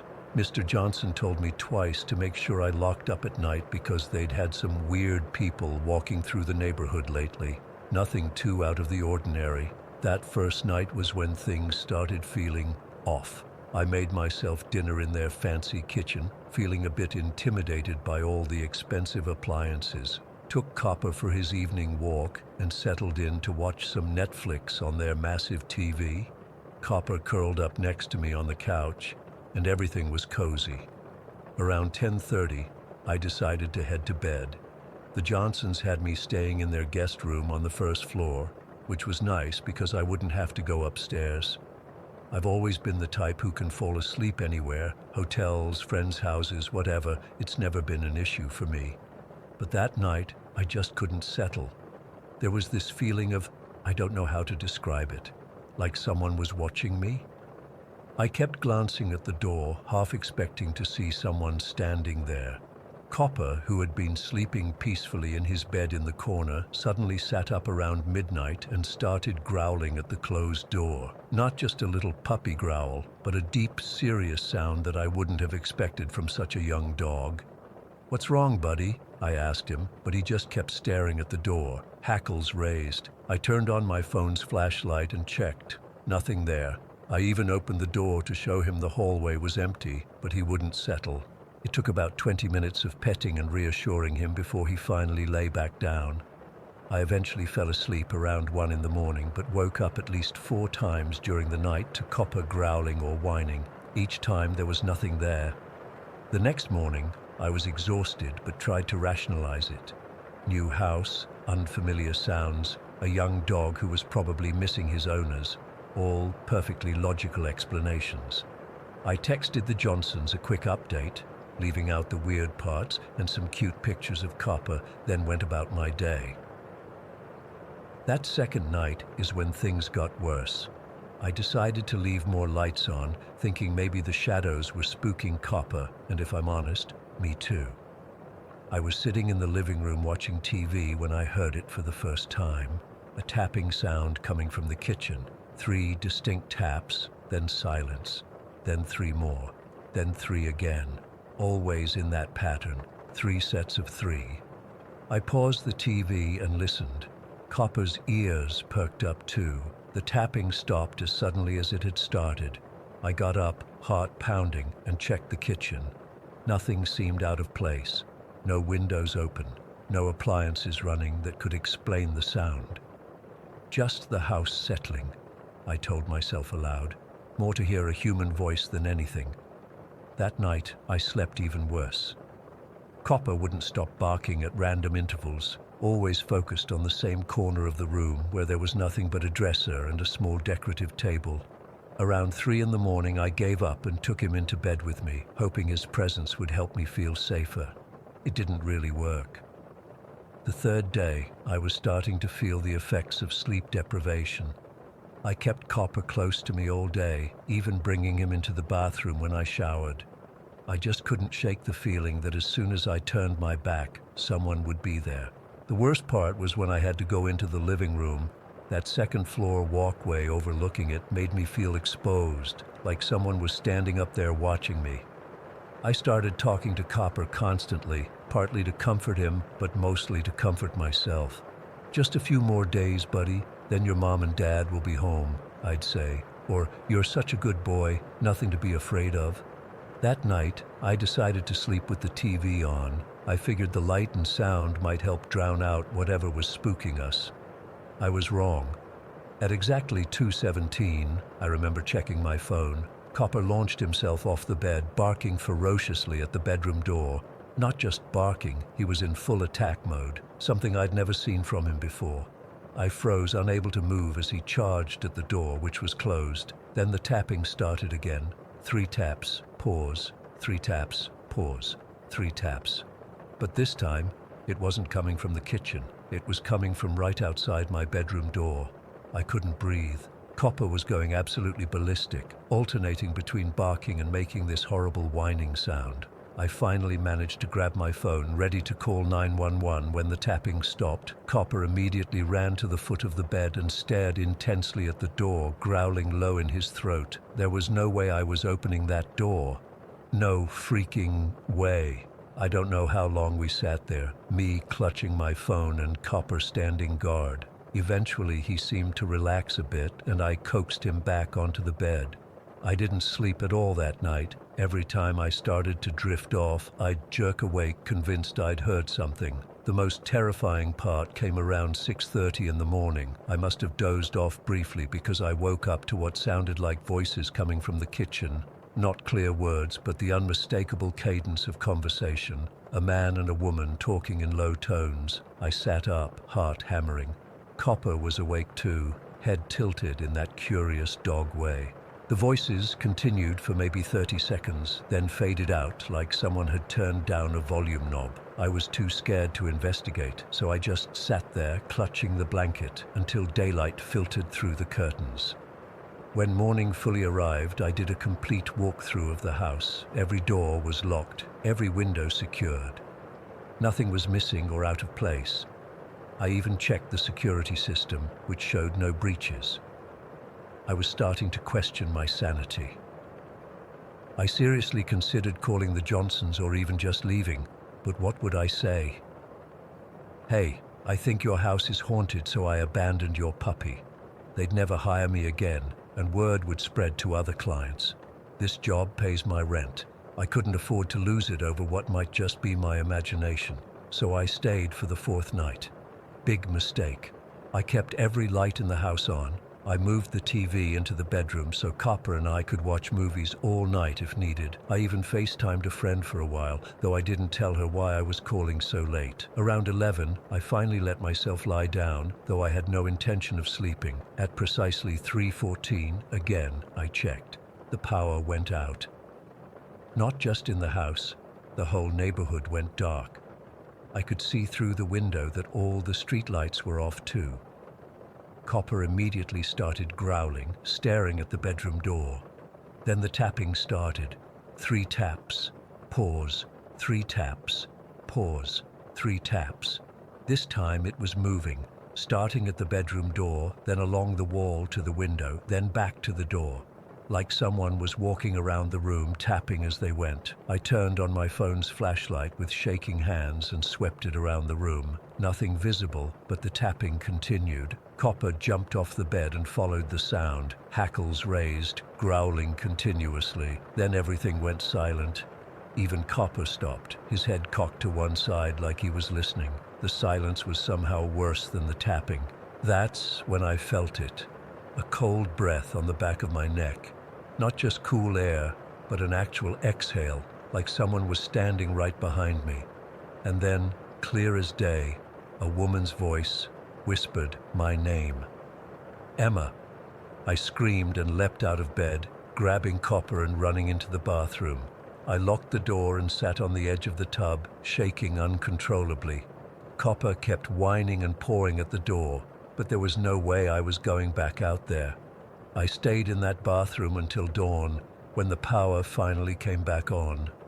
I immediately packed my essential things, took Copper for a quick bathroom break in the yard, staying right next to him the entire time, then got in my car and drove to the nearest Starbucks. I spent the day there, coming back only to feed Copper and take him out. That final night, I didn't even try to sleep in the bedroom. I made a nest of blankets on the living room couch, which felt more exposed but somehow safer than that bedroom. Copper stayed right by my side, alert and watchful. Throughout the night, I kept seeing movement in my peripheral vision, just quick darting shadows that disappeared when I turned to look. The tapping came and went, sometimes from the kitchen, sometimes from upstairs. At one point, I distinctly heard footsteps on the second-floor walkway, though when I looked up, no one was there. By the time the Johnsons returned the next day, I was a complete wreck. Dark circles under my eyes, jumping at every sound. Mrs. Johnson commented that I looked tired, and I mumbled something about not sleeping well in new places. I couldn't bring myself to tell them what happened. They probably wouldn't believe me anyway. The strangest part, as soon as they walked in, Copper transformed back into a normal, happy puppy. All the growling, the alertness, the fear, gone instantly. He bounced around them like nothing had ever happened. I've been home for 3 days now, and I still can't shake the feeling that something followed me. I keep hearing that tapping in my apartment. 3 taps, pause, 3 taps, pause, 3 taps. And sometimes, just as I'm falling asleep, I swear I hear my name being whispered. I don't know what to do. I don't know if I experienced something supernatural or if I was just sleep-deprived and imagining things. All I know is that I've already made up an excuse for why I can't pet sit for the Johnsons next month. Nothing could make me go back to that house. Nothing. Story 10.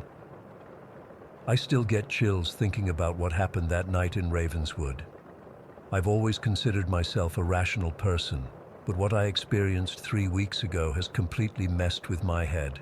I haven't been able to sleep properly since. I live in a tiny rural community, just 500 or 600 people total. It's the kind of place where everyone knows everyone, and nothing exciting ever happens. Most nights, the only sounds you hear are crickets and the occasional barking dog. That's why what happened stands out so vividly. It was around 3 in the morning when I woke up with a desperate craving for a cigarette. My wife hates when I smoke in the house, so I quietly got out of bed, grabbed my pack from the drawer, and headed outside. The air was cool but not cold, and everything was completely still. Our house sits on about half an acre, with neighbors on either side but still plenty of space between properties. I was standing in our front yard, enjoying the quiet and taking long drags of my cigarette when movement caught my eye. Between our house and the Andersons' place next door, I saw someone walking. At first, I didn't think much of it, maybe someone taking a late-night walk or something, until I realized what time it was. Nobody in Ravenswood is out walking at 3 in the morning. The figure moved in a strange way, almost gliding toward the Andersons' front door. I should mention that the Andersons had left 2 days earlier for their annual trip to visit family in Colorado. They always ask me to keep an eye on their place while they're gone. As the figure approached their door, something felt off. The solar floodlight the Andersons installed last year was working perfectly, illuminating their entire front porch. The person was completely shrouded in black, like head-to-toe black, and just stood there, facing the door. My heart started racing. Who the hell was this, standing at my neighbor's empty house at 3 in the morning? I took a couple steps forward and called out, "Excuse me, can I help you?" My voice sounded louder than I intended in the silent night. What happened next is something I still can't explain. The figure just disappeared, not like they ran away or ducked out of sight. They literally vanished right before my eyes. 1 second they were there and the next, nothing. I blinked hard and rubbed my eyes, thinking I must be more tired than I realized. But the porch remained empty. The floodlight was still shining brightly, and there were no shadows or anything that could have played tricks on my eyes. The night was completely still, no wind blowing trees or anything that could create moving shadows. My cigarette was forgotten between my fingers as I cautiously moved closer to the Andersons' property. I switched on my phone's flashlight for extra light and approached their front door. I checked. It was still locked tight. I shined my light around the bushes and the side of the house, thinking maybe the person had somehow ducked away, but there was nowhere they could have gone without me seeing or hearing them. I felt this cold sensation creeping up my spine as I stood there, scanning the area with my flashlight. The rational part of my brain kept saying there had to be a logical explanation, but deep down, I knew what I'd seen wasn't normal. I hurried back to my house, suddenly feeling exposed in the open yard. Once inside, I locked the door behind me and leaned against it, my heart still pounding.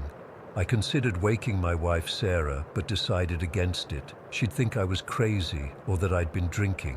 I barely slept the rest of the night. Every sound made me tense up. When morning finally came, I was exhausted but relieved to see daylight streaming through the windows. Over breakfast, I casually mentioned to Sarah that I'd gone out for a smoke in the night. I was about to tell her what I'd seen when she interrupted me. "Did you see it too?" she asked, putting down her coffee mug. My blood ran cold. "See what?" "That person, the one in black." Her voice was steady, but I could see the concern in her eyes. I nearly dropped my fork. "You've seen it?" She nodded slowly. 3 nights ago, I couldn't sleep and went to get some water around midnight. I glanced out the kitchen window and saw someone standing between our house and the Andersons. They were dressed all in black, just standing there, staring at the Andersons' house. My mouth went dry. What did they look like? Sarah's description matched exactly what I'd seen. A tall figure dressed entirely in black. She added details I hadn't noticed, what looked like a hat or bonnet, and what she described as a cloak or long coat covered in tiny white specks, like stars or something. She couldn't see the face either, just the silhouette. "What did you do?" I asked. "I was about to wake you up when it just wasn't there anymore." I blinked and it was gone. She shuddered. I convinced myself I was seeing things because I was tired. I didn't want to freak you out over nothing. We sat in silence for a moment, both processing what this meant.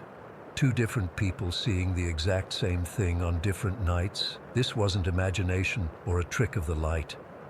"Do you think it's—" Sarah didn't finish the sentence, but I knew what she was thinking. "I don't know what to think," I admitted. "But whatever it is, it seems interested in the Andersons' house." Over the next few days, we both found ourselves peering out windows at night, jumping at shadows. We did some digging into the history of the Andersons' property, but came up empty. The house was only about 40 years old, built in the 80s by a retired couple who lived there until the Andersons bought it 15 years ago. No deaths, no tragedies, nothing that would explain a ghostly visitor. 5 nights after my sighting, Sarah shook me awake around 1 in the morning. "It's back," she whispered urgently. "The figure is back." We both crept to the window. Sure enough, there it was. The same dark silhouette, standing motionless at the Andersons' front door. My mouth went dry as I watched it. The figure seemed to be reaching for the doorknob. "Should we call someone?" Sarah whispered. I wasn't sure who we'd call. The police? To report a ghost? They'd think we were crazy or playing a prank. "I'm going out there," I decided suddenly. Sarah grabbed my arm. "Are you insane? What if it's dangerous? What if it's just some person trying to break into the Andersons' house?" I countered. I promised I'd keep an eye on their place. Before she could argue further, I grabbed my phone and a baseball bat from the closet. My heart was hammering as I quietly opened our front door. The figure was still there, its back to me, facing the Andersons' door. I took a deep breath and stepped outside. The cool night air hit my face as I moved across our yard toward the property line. I was about 20 feet away when I called out, louder this time. "Hey, what are you doing?" The figure didn't turn or acknowledge me. It just continued facing the door, hand outstretched toward the knob. I took a few more steps forward, gripping the bat tightly. That's when it turned. I couldn't see a face, just darkness where features should be, but I felt it looking at me. The sensation of being watched by that faceless form made every hair on my body stand on end. Then it moved, not toward me thankfully, but toward the side of the house. I followed at a distance, keeping the bat ready. It moved with an unnatural smoothness, almost like it was floating just above the ground. When it reached the corner of the house, it simply vanished again. I rushed forward, shining my phone's flashlight around the corner. Nothing. The entire side of the house was empty, with nowhere to hide. The backyard was open and clearly visible in the moonlight. Whatever I had seen had completely disappeared. I circled the entire house, checking windows and doors. Everything was secure. There was no sign that anyone had tried to break in. I returned to our house, feeling shaken and confused. Sarah was waiting by the door. "What happened?" "It disappeared again," I told her, setting the bat down. 1 second it was there, the next it was gone, and there's nowhere it could have hidden that quickly. We stayed up the rest of the night, discussing possibilities. Maybe it was some elaborate prank, but who would go to such lengths in our tiny community? Maybe we were both experiencing some shared delusion, but that seemed even less likely. The next day, I discreetly asked a few neighbors if they'd noticed anything strange around the Andersons' property. No one had seen anything unusual. I didn't share what Sarah and I had experienced. In a small town like Ravenswood, I didn't want to become known as the guy who sees ghosts. The figure appeared twice more that week, always at the Andersons' door, always between midnight and 3 in the morning. Each time it would stand there for a few minutes, sometimes reaching for the doorknob, before disappearing into thin air. We started researching the land itself, thinking maybe something had happened there before the house was built.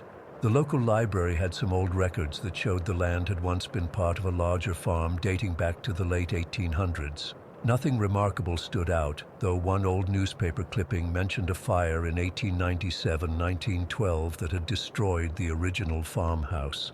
No deaths were reported. The Andersons returned from their trip yesterday. I debated whether to tell them about our experiences, but decided against it. What would I say? "Hey, welcome back, by the way. There's a ghost that really wants to get into your house." Last night, Sarah and I both woke up simultaneously around 2:30 in the morning. We didn't need to say anything. We both knew. We went to the window and looked out toward the Andersons' house. The figure was there again, but something was different. It wasn't at the front door this time. It was standing in the middle of their yard, facing our house. Facing us. Even though I couldn't see its eyes, I knew it was staring directly at our window.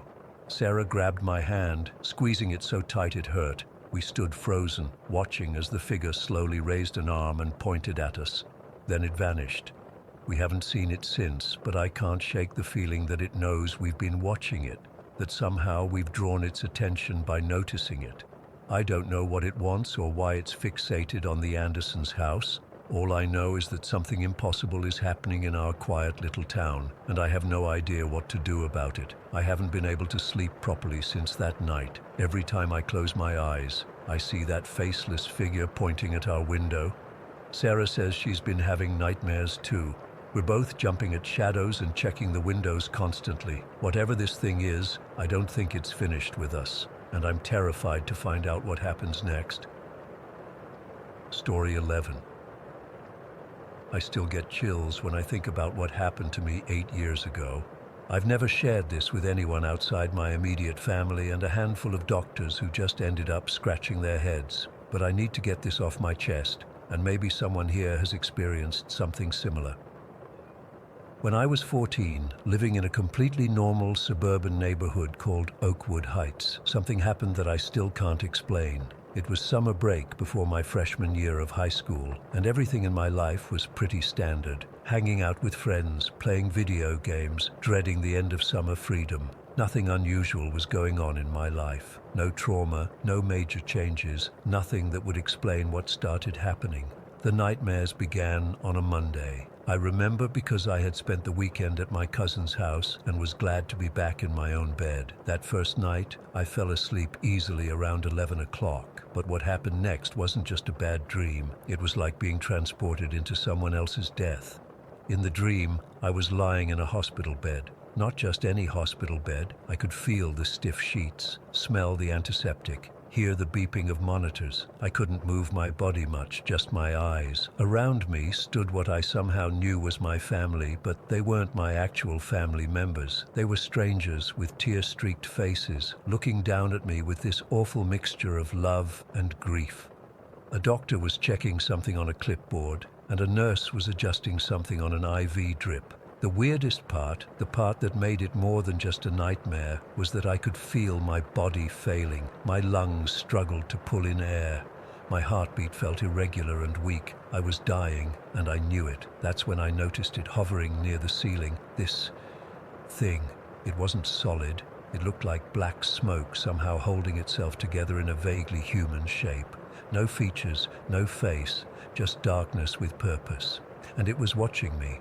Not with eyes, because it didn't have any, but I could feel its attention fixed on me. As my breathing became more labored in the dream, this shadow entity started drifting downward, getting closer. No one else in the room seemed to notice it. The family members were focused on me, the medical staff on their equipment, but this thing was coming closer, and I couldn't move or speak to warn anyone. Right as it hovered directly above my chest, the heart monitor flatlined. The high-pitched, continuous beep filled the room, and I felt this indescribable sensation, like my essence was being pulled upward toward the shadow. That's when I woke up, gasping and covered in sweat. My heart was pounding so hard I could hear it in my ears. I grabbed my phone to check the time. Exactly 4 in the morning. Not 3:59, not 4:01. Exactly 4:00 a.m. I sat up for almost an hour before I could calm down enough to try sleeping again. The dream had felt so real. The sensations, the smells, the sounds. I've had nightmares before, but nothing like this. The next night, I was hesitant to go to bed. I stayed up watching YouTube videos until my eyes couldn't stay open anymore. I must have fallen asleep around midnight, and then it happened again. The exact same dream. The hospital room, the unfamiliar family, the machines, and that shadow entity. Everything played out identically, down to the moment the heart monitor flatlined. I woke up at exactly 4 a.m. again, my t-shirt soaked through with sweat. By the third night, I was freaking out. I told my parents about the dreams, but they just thought I was watching too many horror movies or something. My dad suggested I was probably just stressed about starting high school. They didn't get how real these dreams felt, or how terrified I was to go to sleep. That night, I tried to stay awake. I drank 2 cans of Monster energy drink and played video games until my mom made me turn everything off around 1 in the morning. I tried reading with a flashlight under my covers, but eventually my eyes got heavy and I drifted off. The same dream came again. Identical in every detail. The same hospital room. The same unfamiliar faces, the same shadow entity descending toward me as the monitor flatlined. And again I woke up at exactly 4 a.m., my heart racing. By the fourth night, I was a mess. I hadn't gotten proper sleep for days, and I was jumpy and irritable. My parents were getting concerned, but more about my lack of sleep than the dreams themselves. My mom even suggested I take some of her melatonin to help me sleep better. I refused the melatonin. I didn't want to sleep deeper. I wanted to not sleep at all. But eventually, exhaustion won out, and I crashed around 10:30. The dream came again, exactly the same, and I woke up at 4 a.m., just like before. The fifth and sixth nights were the same. No matter what I did, staying up late, sleeping with my lights on, even trying to sleep on the couch downstairs, the dream found me. Always the same scenario, always waking at exactly 4 a.m. By the seventh night, I was desperate. I hadn't told my friends because I didn't want them thinking I was crazy. My parents were getting seriously worried about me, but they still thought it was just anxiety or something I'd grow out of. My dad even scheduled an appointment with our family doctor, but it wasn't for another week. That seventh night, I was almost too afraid to sleep. But a week of terrible sleep had caught up with me, and I passed out around 9:30, still sitting up in bed with my back against the wall. The dream started again, the hospital, the family, the machines. But this time, something was different. The shadow entity seemed larger, darker somehow. As it descended toward me, I could feel a strange heat radiating from it. Not a comforting warmth, but something oppressive and wrong. When the monitor flatlined and I felt that pulling sensation, there was also a burning feeling across my back, like someone was pressing hot metal against my skin. I woke up at 4 a.m. just like always, gasping and covered in sweat. But this time, the burning sensation on my back didn't fade when I woke up. It persisted, not exactly painful, but impossible to ignore. I sat there for a few minutes, trying to reach around and feel my back, but I couldn't tell what was wrong. Finally, I got up and went to the bathroom. I turned on the light, lifted my shirt, and twisted around to look at my back in the mirror. What I saw makes me shiver even now, 8 years later.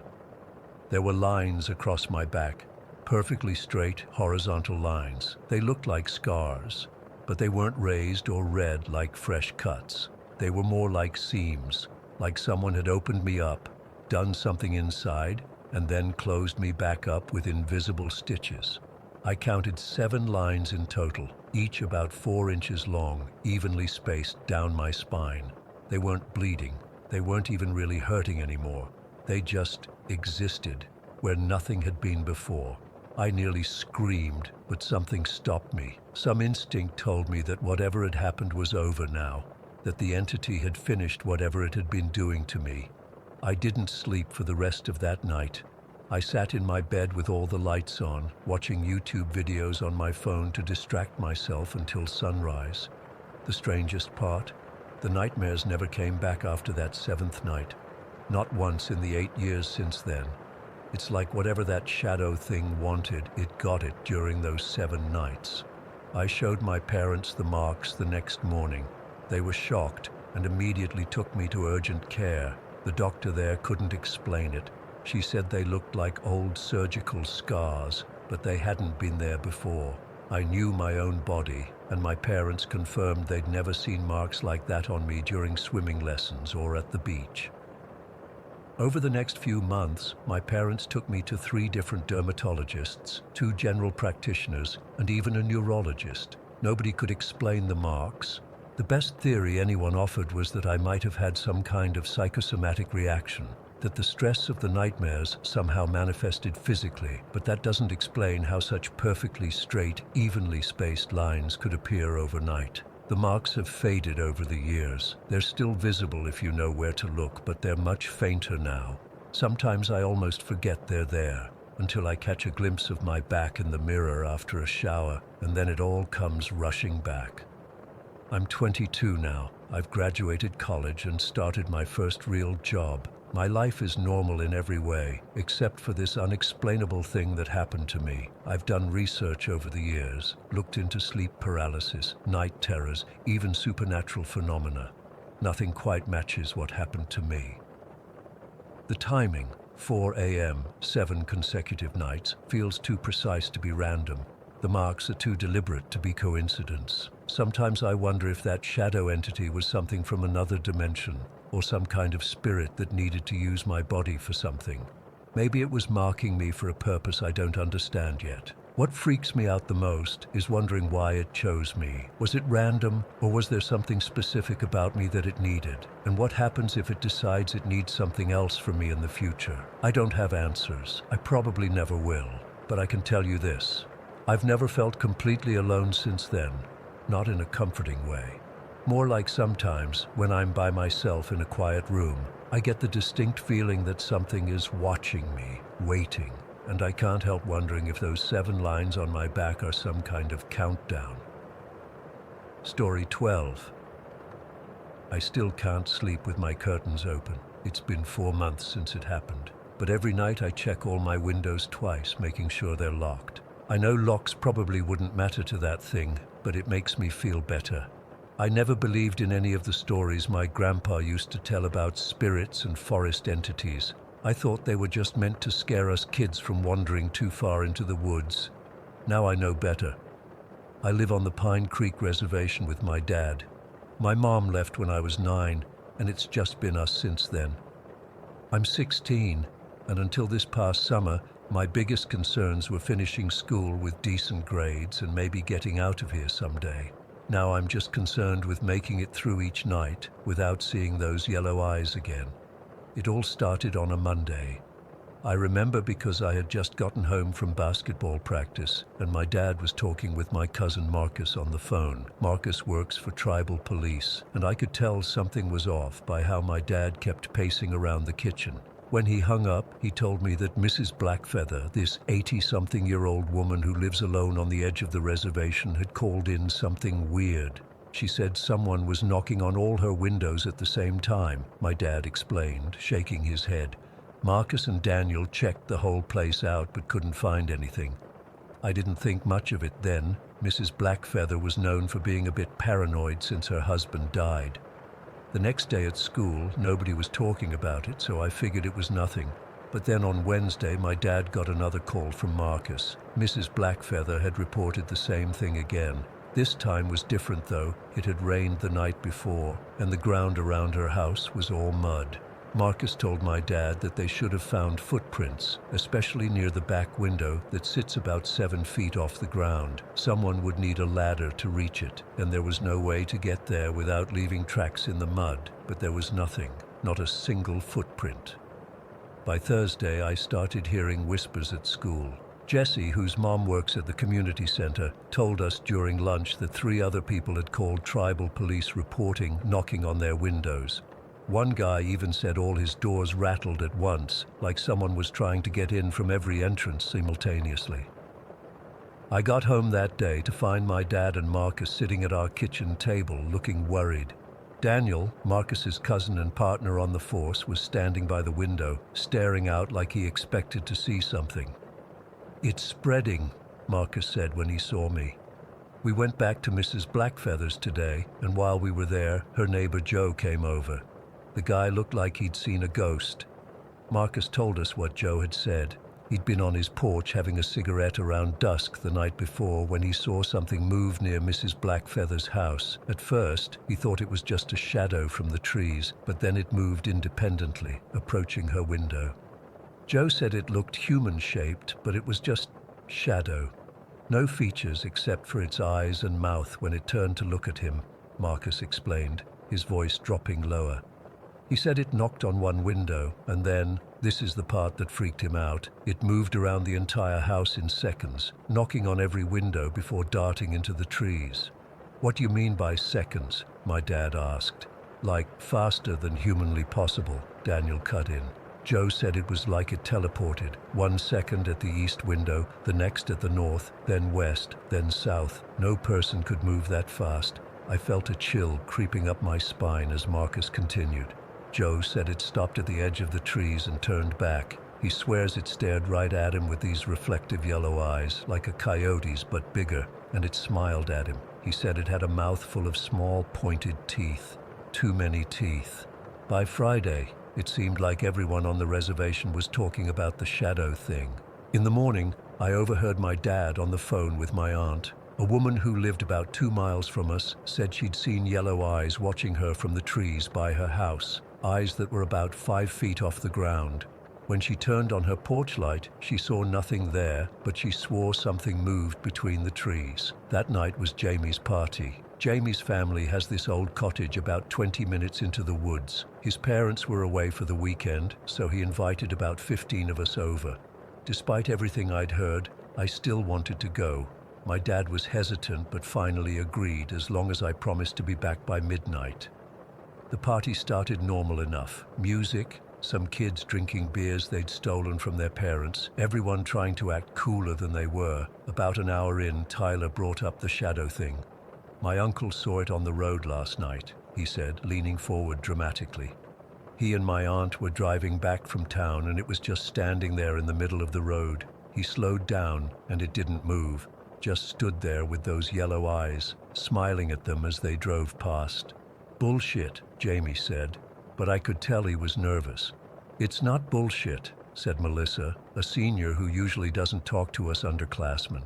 "My dad's on the council, and they had an emergency meeting about it yesterday. The elders think it's a Manitou that's crossed over." "What's causing it?" I asked. Melissa looked uncomfortable. "Some people think someone did a shaking tent ceremony without permission. You know that's not something to mess with." For those who don't know, a shaking tent ceremony is serious spiritual stuff in our culture. It's a way to communicate with spirits, but it's not something you just do for fun. There are protocols, preparations. Doing it wrong can open doors that should stay closed. That's when Brett and Cody, who were already pretty drunk, started laughing and making jokes. "Ooh, scary shadow man, please don't knock on my window," Brett mocked, waving his hands around. "I hope it does come here," Cody added. "I'll knock its shadow teeth out." "Shut up," Melissa snapped. "You don't challenge these things. You don't even talk about them like that."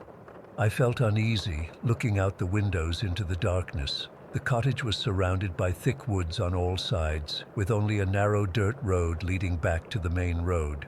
The nearest neighbor was over a mile away.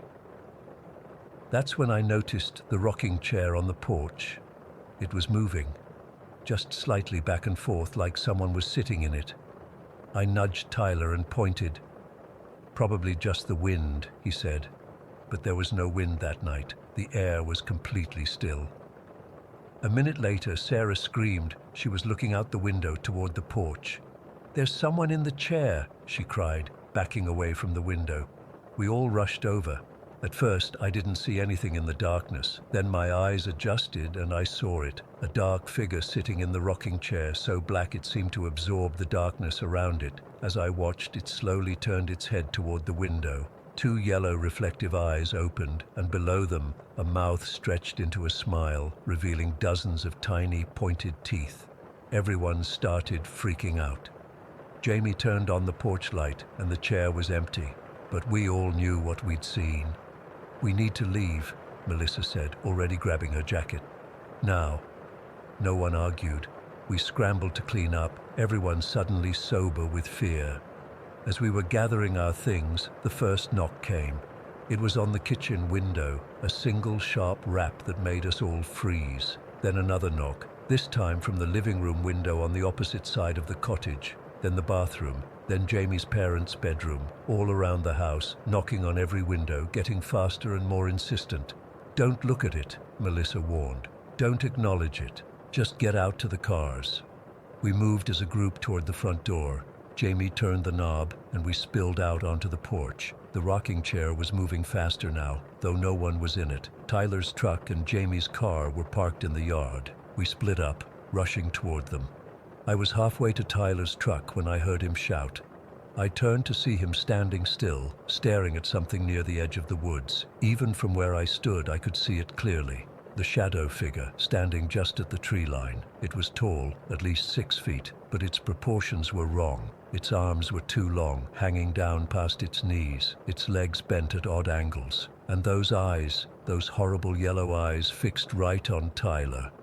"What do you want?" Tyler shouted at it, his voice cracking. The thing tilted its head like a curious dog. Then, in a movement too fast to follow, it was gone, darting between the trees. We all piled into the vehicles, doors locking immediately. No one spoke as we tore down the dirt road, headlights cutting through the darkness. About halfway back to the main road, Jamie suddenly cursed. "I forgot to lock the cottage," he said.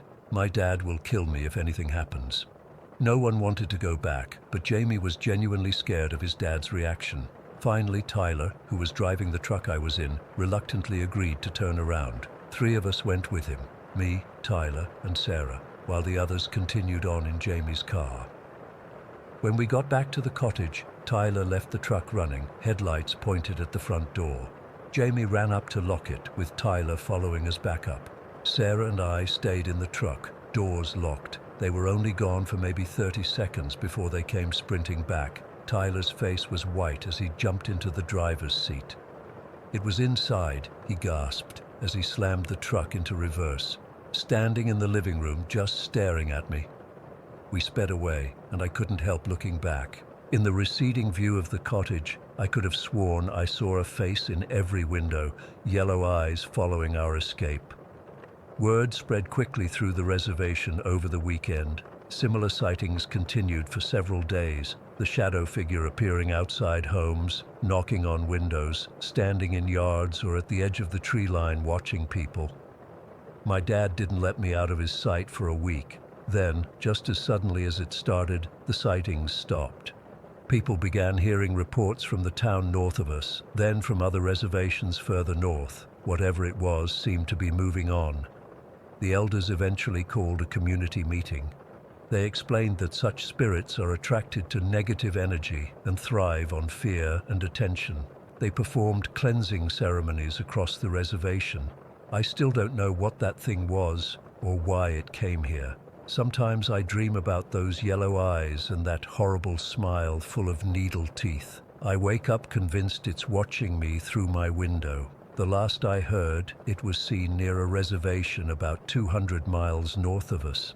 I hope it keeps moving and never comes back. But sometimes, on still nights when the house settles and makes those little creaking sounds, I swear I hear knocking. Story 13. I've been back from my mission in Kiribati for 8 months now, but I still wake up some nights in a cold sweat thinking about what happened on that small Pacific island. I've tried talking to my family, even my church counselor, but they all give me the same look, like I'm either making it up or I've lost my mind. So I thought maybe writing it down here might help me process it. I don't care if anyone believes me or not, I just need to get this out. I was stationed in Bikinibo, a small village on South Tarawa, for the last 6 months of my 2-year mission.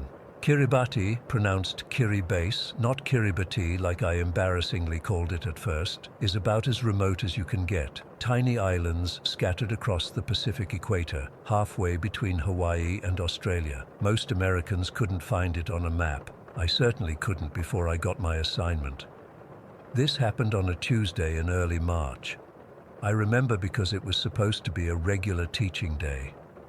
My companion, Elder Williams, and I had spent the morning visiting a family on the lower side of the village, near where the island narrows between the ocean and the lagoon. We had just finished our lesson when we noticed unusual activity at a house about 50 yards away. People were gathering, mostly dressed in white. In Kiribati, white is for mourning. Women were wailing, not the performative kind you might imagine, but deep, guttural sounds that made my skin crawl. Elder Williams and I exchanged glances. Our host, Brother Karua, must have noticed our curiosity. "It is the Korokora family," he said quietly. "Their daughter has passed." "I'm so sorry to hear that," I replied. "Was she sick?" Brother Karua hesitated, glancing toward the home. "It is complicated. The I Kiribati do not speak of such things easily." Now, a bit of context. I Kiribati people, that's what the locals call themselves, have this fascinating blend of Christian faith and traditional beliefs. They converted to Christianity generations ago, but many still hold on to old superstitions about spirits and magic. As missionaries, we were supposed to discourage that kind of thinking. But we were also taught to be respectful of cultural differences. Brother Karua's wife, who had been listening from the doorway, stepped forward. "The girl was only 7, she said, her voice barely above a whisper. She had the falling sickness." "Seizures?" Elder Williams asked. She nodded. She was in the hospital in Betio since Thursday. Her parents stayed with her. But her voice trailed off. Brother Karua placed a hand on his wife's shoulder. "Perhaps the elders should know. It might be good for them to understand our islands better." I'll never forget what they told us over the next half hour. The little girl, Ne Moeroa was her name, had been admitted to the hospital after a particularly severe seizure. The doctors at the small island hospital had her on medication and were monitoring her overnight. Her parents took turns sleeping in a chair beside her bed. Around 2 in the morning, the security guards at the hospital gate saw a small figure approaching from inside the hospital grounds. It was a little girl wearing only underwear, her long dark hair hanging down over her face. The guards called out to her, asking where she was going so late at night. She didn't speak, but slowly raised her arm and pointed toward the lagoon on the other side of the island. The guards were frightened, Sister Karua explained. They thought she was a spirit. "Why would they think that?" I asked. "In our culture, when someone walks with their hair covering their face like that, especially at night," she looked to her husband to continue, "it is a sign of tabunea, dark magic," he said. The guards believed if they tried to stop her, the spirit would harm them. So they let her pass. They watched as the small figure walked away from the hospital into the darkness toward the lagoon. The next morning, when Nemoeroa's mother woke up, she found the hospital bed empty. Panicked, she woke her husband, and they searched the hospital. When they couldn't find her, they alerted the staff. The guards then told them about the child they had seen walking out during the night. A search party formed immediately. They found her several hours later, face down in the lagoon, about half a mile from shore. It was low tide, so the water wasn't deep, maybe waist high on an adult, but it was enough to drown a small, disoriented child. "Her face," Sister Karua said, her voice breaking. When they found her, her face was not right. The water had made it swell. They could barely recognize her. I felt sick listening to this. Elder Williams had gone pale beside me. "That's horrible," I managed to say. "Those poor parents." Brother Karua leaned forward. "There is more to the story," he said gravely. "This is why the village is unsettled." He explained that this wasn't the first time such a tragedy had struck the Korokora family. The little girl's grandmother, her father's mother, had died in almost exactly the same way nearly 30 years earlier. She too had suffered from seizures, and she too had wandered out one night and drowned herself in the exact same part of the lagoon. The girl was named after her grandmother, Sister Karua added. Both were called Ne Moeroa. "The old people say it is a curse on the family name," Brother Karua continued. "The spirit of the lagoon claims those of the same blood and same name." I didn't know what to say. As missionaries, we were supposed to dismiss such talk, to gently guide people toward more faithful thinking. But there was something about the way they told the story that made the hair on my arms stand up. "Would it be appropriate for us to pay our respects?" Elder Williams asked, breaking the silence. Brother Karua thought for a moment. "Yes, I think it would be good. The family knows you as missionaries. Your presence might bring some comfort." So that's how we ended up at the funeral later that afternoon. I'd never attended an Ai Kiribati funeral before. The body was laid out in the main room of the family's home, a simple concrete structure with a corrugated metal roof like most houses there. Ne Moeroa was dressed in white, with flowers placed around her. Her face was covered with a thin white cloth, which I was secretly grateful for after what I'd heard about her condition. The room was packed with people. It was sweltering hot, probably over 100 degrees, with no breeze coming through the windows. The air was thick with the scent of flowers and the salt of tears. Women sat on mats near the body, wailing and singing in turns. Men stood along the walls, solemn and silent. We paid our respects to the parents, mumbling awkward condolences. What do you say to people who've just lost their child in such a horrific way? They thanked us for coming, their eyes red-rimmed and distant. As we stood there, I noticed an old woman watching me from across the room. She was ancient, her skin like crumpled paper, her eyes milky with cataracts, but she was staring directly at me with such intensity that I felt exposed, like she could see right through me. I nudged Elder Williams, but when he looked over, the old woman had turned away. The service continued. A local pastor spoke, then family members shared memories. I was having trouble focusing. The heat, the emotional weight of the room, and the smell were making me lightheaded. I whispered to Elder Williams that I needed some air and stepped outside. The sun was starting to set, casting long shadows across the coral gravel yard. I took deep breaths, trying to clear my head. That's when I noticed a small figure standing at the edge of the property, near a grove of pandanus trees, a little girl, maybe 7 years old, wearing a white dress. I blinked, thinking my eyes were playing tricks on me. She was still there, watching me. Her long, dark hair partially obscured her face. My heart started pounding. I looked back at the house, then at the girl again. "Hello?" I called softly, not wanting to disturb the funeral. The girl didn't respond. She just stood there, her small hand slowly raising to point across the island, toward the lagoon. I felt rooted to the spot, unable to move, unable to call out again. A strange buzzing filled my ears, and the world seemed to tilt slightly. Then a hand fell on my shoulder, and I nearly jumped out of my skin. "You okay, Elder?"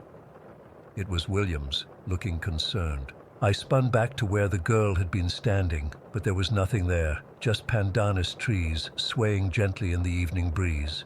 "Did you see?" I started, then stopped myself. "Never mind, just needed some air."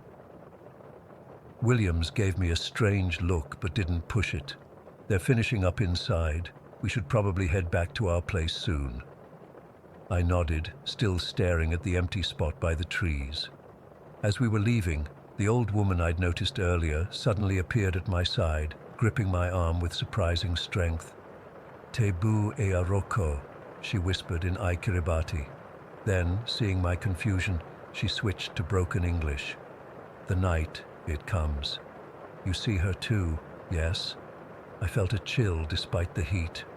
"I don't know what you mean," I lied, her cloudy eyes narrowed.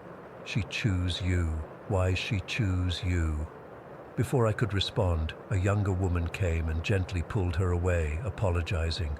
"My grandmother, she is confused," she explained. "Grief makes the old ones speak strangely." We left shortly after, walking back to our small apartment in silence. I couldn't bring myself to tell Williams what I'd seen, or thought I'd seen. He'd think I was being ridiculous, getting caught up in local superstitions. That night, I couldn't sleep. Every time I closed my eyes, I saw the little girl pointing toward the lagoon. Around 2 in the morning, I heard a soft tapping at our window. Tap, tap, tap, like small fingers against the glass. I froze, listening. Williams was snoring softly in the other bed, oblivious. Tap, tap, tap. Slowly, I turned toward the window. Through the thin curtain, I could see a small silhouette outlined by moonlight. I've never been so terrified in my life. I wanted to wake Williams, to have him confirm what I was seeing, but I couldn't move, couldn't speak. The tapping stopped. The silhouette remained for what felt like an eternity, then slowly moved away. I must have fallen asleep eventually, because the next thing I knew, it was morning. Williams was already up, getting dressed. "You feeling better?" he asked. "You were talking in your sleep last night." "Was I?" My mouth felt dry. What did I say? He shrugged. Couldn't make it out. Something about water, I think. We had breakfast with a local family as planned, then spent the morning teaching. I was distracted, jumpy. Every time I saw a child out of the corner of my eye, my heart would race. Williams noticed. but didn't comment. That afternoon, we had to pass near the lagoon to reach our next appointment. I found myself scanning the shoreline, though I wasn't sure what I was looking for. "Let's take the long way," I suggested, pointing to a path that would keep us farther from the water. Williams gave me a curious look. "It's hot as hell, and you want to walk extra? What's going on with you today?" "Nothing," I said quickly. "Just thought we could use the exercise." He rolled his eyes but agreed. As we walked, I kept glancing over my shoulder, unable to shake the feeling we were being followed. Once, I thought I saw a flash of white among the trees, but when I looked directly, there was nothing. We never did make it to our appointment that day. About halfway there, we ran into a group of locals heading back to the village. There had been another death, they told us. The old woman from the funeral, the one who had grabbed my arm, had been found that morning in the lagoon, the same spot where Ne Moroa and her grandmother had drowned. I requested a transfer the next day, citing health concerns. The mission president was understanding. Many foreigners struggled with the harsh conditions in Kiribati. Within a week, I was reassigned to another island. I never told anyone the full story, not until now. I still don't know what to make of it all. Was it mass hysteria, grief playing tricks on people's minds, or was there really something supernatural happening in that lagoon? All I know is that sometimes, in the middle of the night, I still hear that soft tapping at my window. Tap, tap, tap. And I don't dare look to see what's there. Story 14. I've been debating whether to share this for years. I guess I'm hoping someone else has experienced something similar and can tell me I'm not crazy. Even typing this makes my hands shake a little. This all started back in 2003 when I was 10 years old. My parents had divorced the year before, and I was spending that summer with my dad in North Dakota. He'd moved into this old apartment building that gave me the creeps from day one. The building stood where an old church used to be before it burned down in the 70s or something. The apartment itself wasn't terrible, just a basic two-bedroom with faded beige carpeting and those cheap hollow doors that sound like cardboard when you close them. But there was something off about it. The air felt heavy, like it was pushing down on you, especially at night. Even though it was summer and the place didn't have air conditioning, I slept bundled up under this thick comforter my dad had given me. I told him it was because I liked being cozy, but really I was terrified of whatever might be lurking in the dark corners of my room. I'd lie there sweating, convinced that if any part of me stuck out from under that blanket, something would grab me. Dad worked long shifts at the manufacturing plant outside town, so I spent a lot of time alone in that apartment. I didn't have many friends in the area since I was just visiting for the summer, so I mostly hung out watching TV or playing on the clunky desktop computer my dad had set up in the living room. One afternoon in July, I remember because it was crazy hot that day, my dad had left for work around noon, telling me he'd be back around 8. I was alone in the apartment, drinking Mountain Dew and browsing the internet on our dial-up connection. The apartment was quiet, except for the hum of the box fan in the window. Around 4 o'clock, I decided I'd bike over to my grandmother's house on the other side of town. She always had popsicles and would let me play her Nintendo 64, which my mom wouldn't let me have at our house. I shut down the computer, grabbed my backpack, and made sure I had my house key. I went around turning off all the lights because my dad was always getting on my case about the electric bill. I remember shutting off the kitchen light last, then closing and locking the front door behind me. I headed down the hallway toward the stairs when I realized I'd forgotten to grab my water bottle from the fridge. Groaning with annoyance, I turned back, unlocked the door, and stepped inside. The apartment was darker now with all the lights off, but enough sunlight filtered through the blinds that I could see okay. I was about to flip the kitchen light back on when I heard it. A rustling sound, like someone rummaging through plastic grocery bags. It was coming from under the kitchen sink. I froze, my hand halfway to the light switch. My dad always kept plastic bags under there, stuffed inside a bigger bag, but I was alone. I was supposed to be alone. "Hello?" My voice came out as barely a whisper. The rustling stopped immediately. That's when I saw it, and I swear on everything I care about that what I'm about to describe is exactly what happened. Standing, no, leaning against the kitchen counter was a figure. It looked like a man, tall and slim, wearing what seemed like a cowboy hat, but it wasn't a normal person. It was a solid black shadow with no dimension to it, like a cutout from the darkest material you can imagine. It was darker than the darkest corner of the room, a void shaped like a person, and it was looking down, as if studying something on the counter. I couldn't move, I couldn't breathe.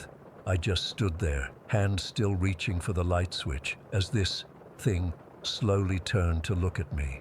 It didn't have a face, not really, but where eyes should have been, there were two stark white spots, like someone had punched holes through the darkness to reveal a blinding light behind. And then, slowly, a white line appeared below those eyes, stretching wider and wider into what I can only describe as a smile, a horrible, knowing smile. It wasn't moving like a normal person. Its movements were jerky, like someone had filmed it in stop motion, and the whole time, it made no sound. The rustling had stopped completely. I screamed. I screamed so loud my throat hurt instantly. I turned and ran, slamming into the doorframe in my panic. I didn't even bother closing the door behind me. I just ran. Down the stairs, out the building, onto my bike. As I was pedaling away, my dad was actually pulling into the parking lot. He'd forgotten some paperwork and came back to get it. He called out to me, asking where I was going in such a hurry, but I just kept riding. I couldn't stop. I couldn't explain. I just needed to get as far away as possible. I ended up at my grandmother's house, hysterical and unable to explain what had happened. She called my dad, who came over after searching the apartment and finding nothing out of the ordinary. They both thought I'd seen a burglar or maybe just scared myself by imagining things. But I knew what I saw. That wasn't a person. It wasn't something I imagined. It was something else. We moved out of that apartment at the end of the summer when I went back to live with my mom in Minnesota. I never told her about what happened. I tried to forget about it, and for a while, I convinced myself it had been my imagination, just a weird shadow cast by the curtains or something. Fast forward to when I was 15, my mom and I were living in a small house in a suburb of Minneapolis. It was a normal Friday night, and I had two friends staying over, Jake and Marcus. We stayed up late playing video games and eating junk food, finally crashing around 3 in the morning. The next morning, we were all sitting at the kitchen table eating cereal when Marcus got this weird look on his face. "Hey, Oliver," he said, "who was that guy in your kitchen last night?" I felt my blood run cold. "What guy?" "I got up to get some water around 4 a.m. and I saw this weird dude standing by your pantry. I thought it was your mom's boyfriend or something." My mom had been single for years. There was no boyfriend. "What did he look like?" I asked, my voice shaking a little. Marcus shrugged. It was dark, so I couldn't see much. He was tall and skinny, had a hat on, I think, like a cowboy hat, but he was super dark, like weirdly dark. I just saw his outline, freaked me out a little, but I figured he was supposed to be there. Jake laughed it off, saying Marcus was probably half asleep and seeing things, but I knew better. It was the same thing I'd seen years ago, in a completely different place, hundreds of miles away. That's when I realized the most terrifying part of all this. The shadow wasn't attached to that old apartment building in North Dakota. It was attached to me. After that night, I started noticing things. Items moved from where I'd left them. The feeling of being watched when I was alone. Cold spots in rooms that shouldn't have been cold. And sometimes, just at the edge of my vision, a dark shape that would disappear when I turned to look directly at it. I never saw it as clearly as those 2 times, but I knew it was there. I could feel it. Watching. Waiting. For what? I don't know. I've moved 6 times since then. Different apartments, different cities. It doesn't matter where I go, it follows. I've learned to live with it in a way. I keep lights on. I avoid being alone when possible. I've tried talking to it, ignoring it, even yelling at it to leave me alone. Nothing works. The worst part is not knowing what it wants. Is it just observing me? Is it waiting for something specific to happen? Or is it slowly, gradually working its way closer to me each time it appears? Last week I woke up at 3:15 in the morning with that familiar feeling of being watched. I kept my eyes closed, afraid of what I might see if I opened them. The air in my bedroom felt thick and cold, despite it being summer. I could sense something standing at the foot of my bed, just staring. I lay perfectly still until sunrise, when I felt whatever it was finally leave. When I got out of bed, I found my shoes, which I'd left by the door, sitting neatly at the foot of my bed, exactly where I'd sensed the presence standing. I don't know what to do anymore. I've tried researching shadow people, entities, spirits. Nothing quite matches what I've experienced. Priests tell me to pray. Paranormal investigators want to set up cameras I can't afford. Therapists suggest medication for hallucinations. But I know what I saw. I know what Marcus saw. It's real. It's following me. And I'm terrified that one day, instead of just watching me, it's going to do something worse. If anyone has experienced anything similar or knows what this thing might be, please tell me. I can't keep living like this, jumping at shadows and sleeping with the lights on. That thing, that shadow man with the cowboy hat and that terrible white smile, it's out there. And for some reason, it's chosen me. Story 15. I still get chills when I look at the faded scars on my forearm. It's been nearly 3 years, but sometimes I swear they burn just like they did that day. I'm 22 now, but I was 19 when it happened, when I learned the hard way that some harmless hauntings aren't so harmless after all. My mom and I had been living in this small trailer home since I was 14. It wasn't much. Just a 2-bedroom place at the edge of town where the rent was cheap enough for a single mom to afford. From the first week we moved in, weird stuff started happening. Nothing major at first, just the usual stuff you might write off as forgetfulness or coincidence. Keys that were definitely on the counter would suddenly be in a drawer. The TV remote would vanish only to reappear under a pillow neither of us had touched. We joked about having a forgetful ghost, and honestly, we got used to it. What choice did we have? Mom was working 2 jobs, and we couldn't afford to move again so soon. Eventually, it just became our normal. As the years went by, the activity became more obvious. Doors would open by themselves, not violently or anything dramatic like in horror movies, just slowly swing open, even though we knew we'd closed them. The bathroom door was the worst offender. I can't count how many times I'd lock it, only to hear it click and slowly creak open while I was in the shower. I got used to wedging a towel under it.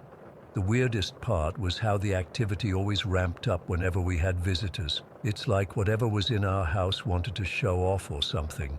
My friends thought it was cool at first, then creepy, and eventually most of them stopped coming over. Not that I blamed them.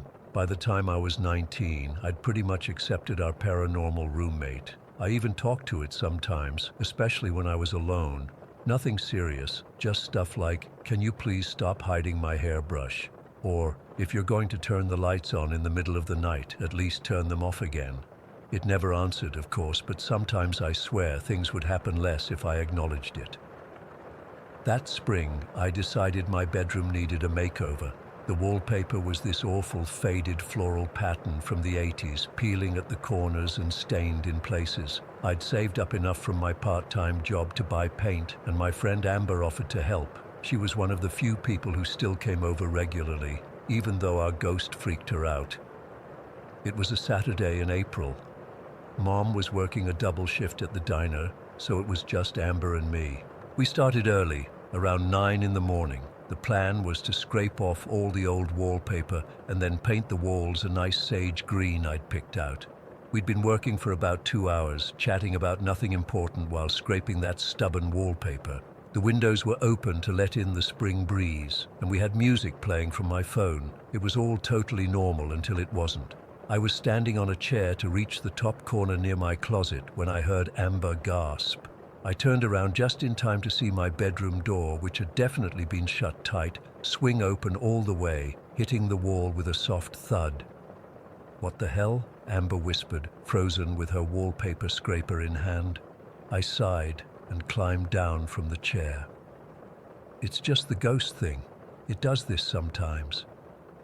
Amber's eyes were wide. "That wasn't the wind, Lily. That door was completely closed, and it opened like someone pushed it." "I know," I said, walking over to close it again. "But it's never hurt us or anything. It just does stuff like this." "How are you so calm about this?" she asked, lowering her voice like the ghost might be eavesdropping.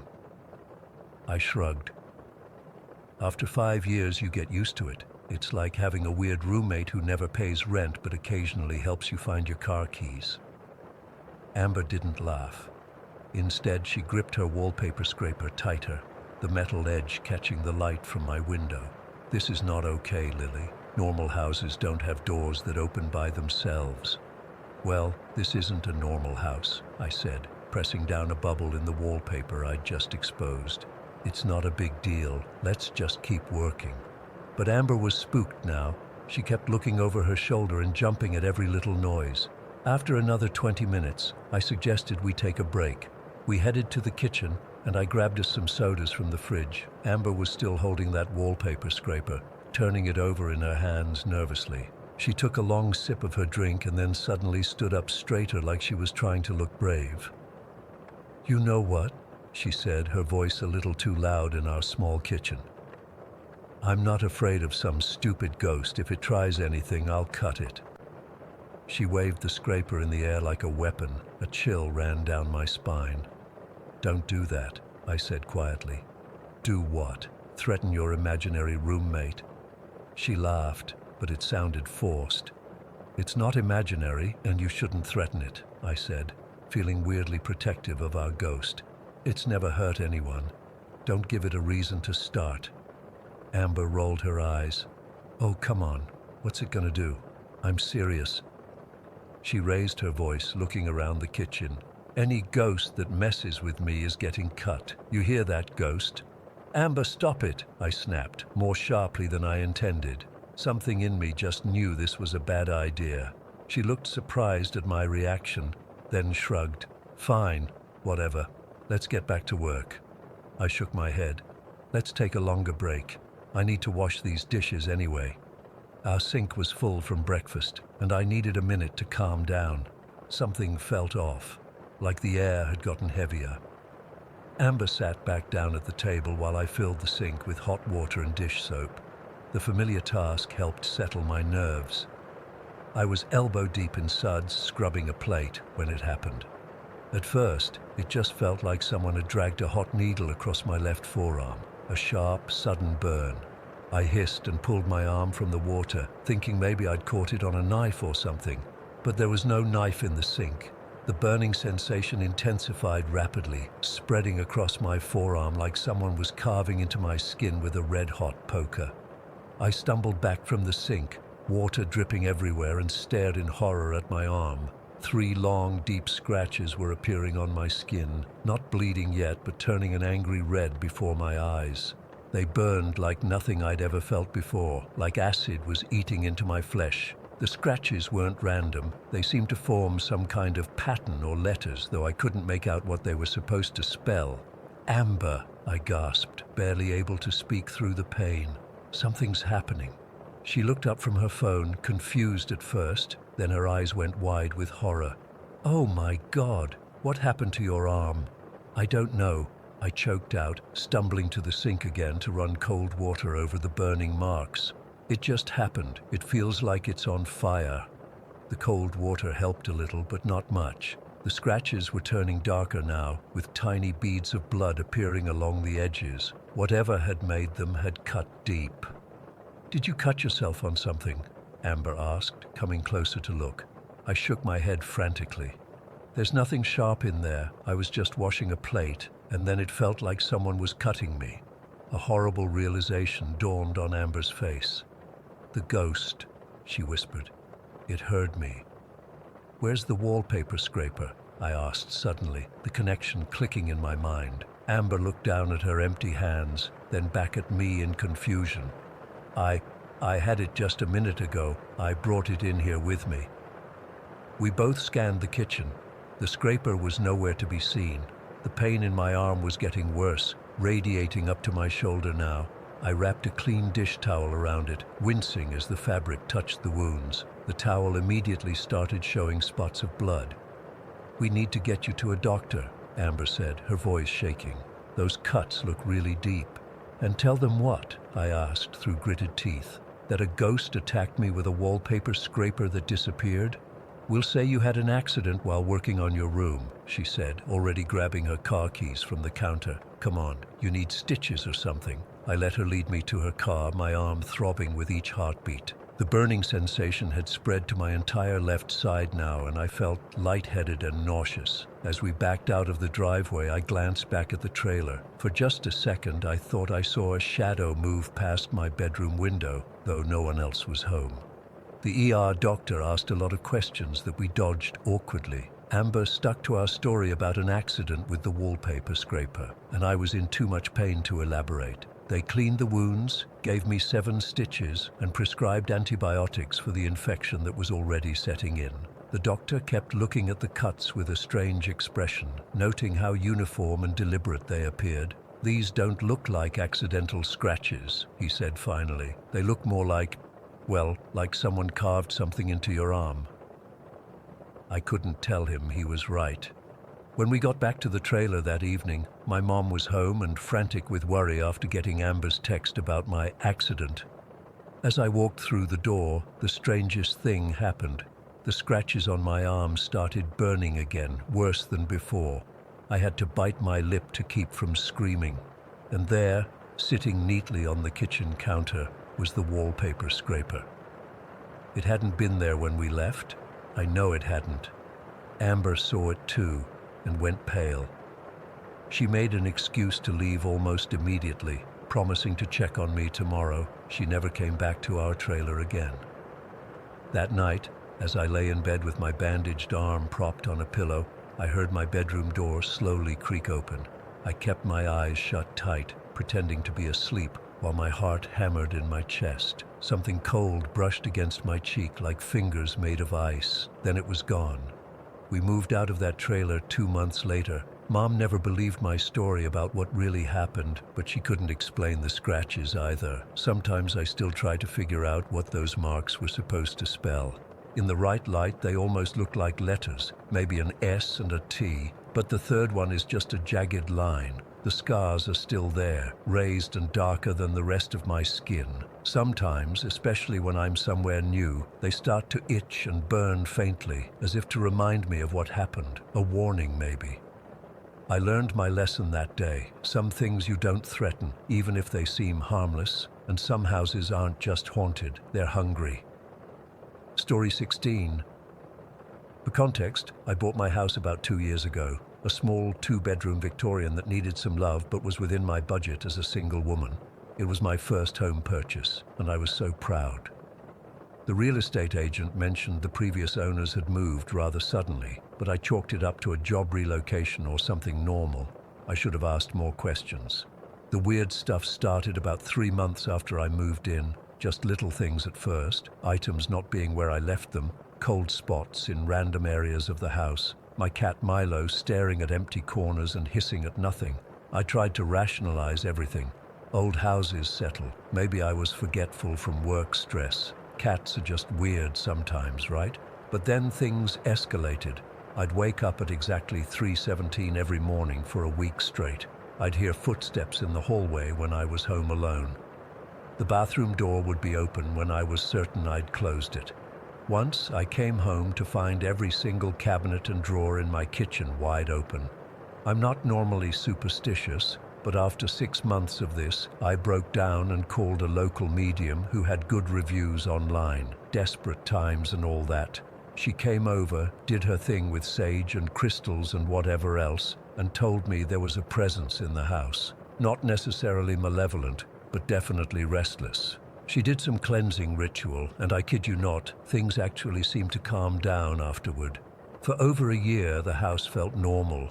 I'd occasionally get a weird feeling or hear an unexplained noise, but nothing like before.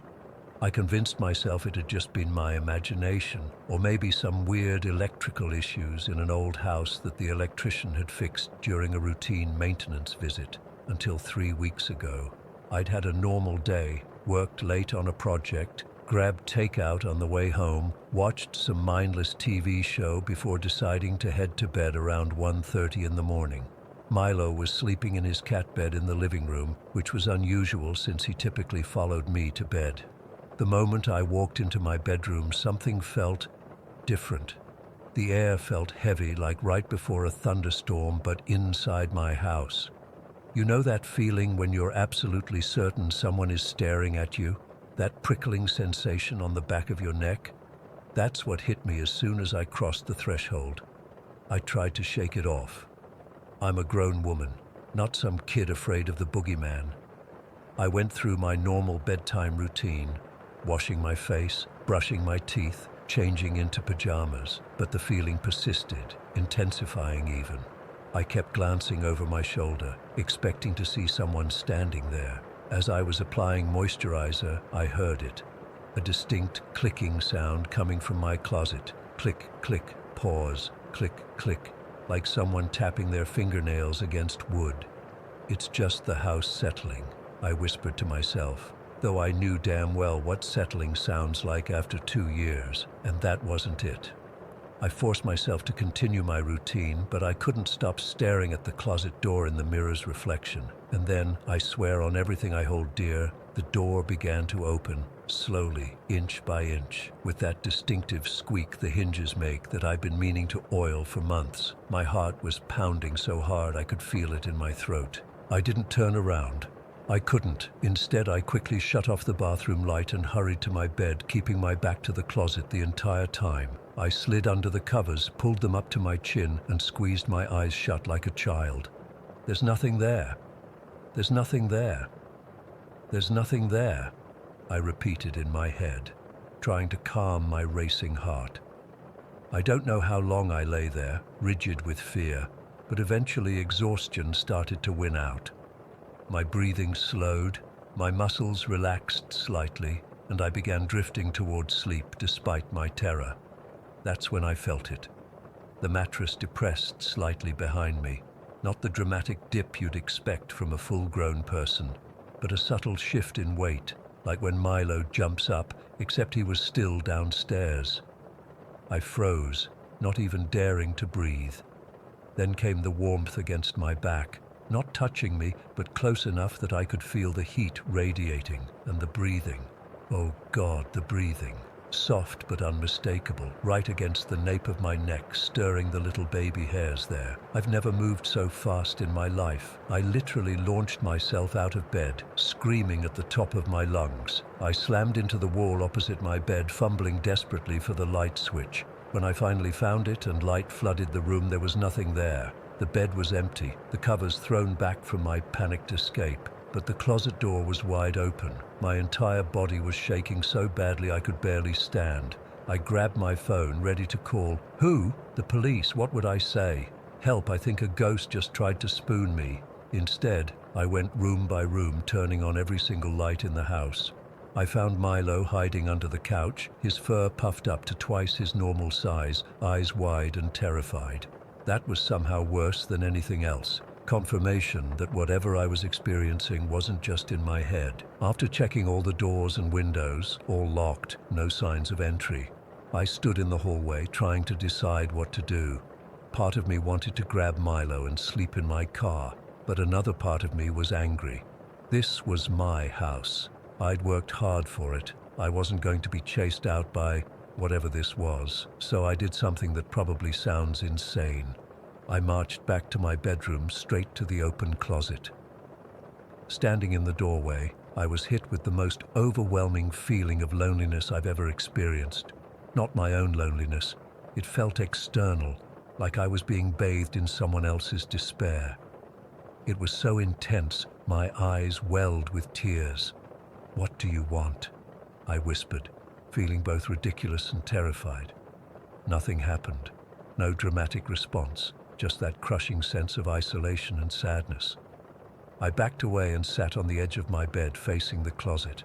I decided I wasn't going to hide anymore. If something was in my house, I was going to face it. I positioned myself so I could see both the closet and my bedroom door, turned on my bedside lamp, and just waited. I must have fallen asleep eventually, still sitting upright, because the next thing I knew, sunlight was streaming through my windows. The closet door was still open, but the oppressive feeling from the night before had vanished. The strangest part, I felt completely energized despite only getting about 4 hours of sleep. Not just normal, but better than normal, like I'd had the most restful sleep of my life.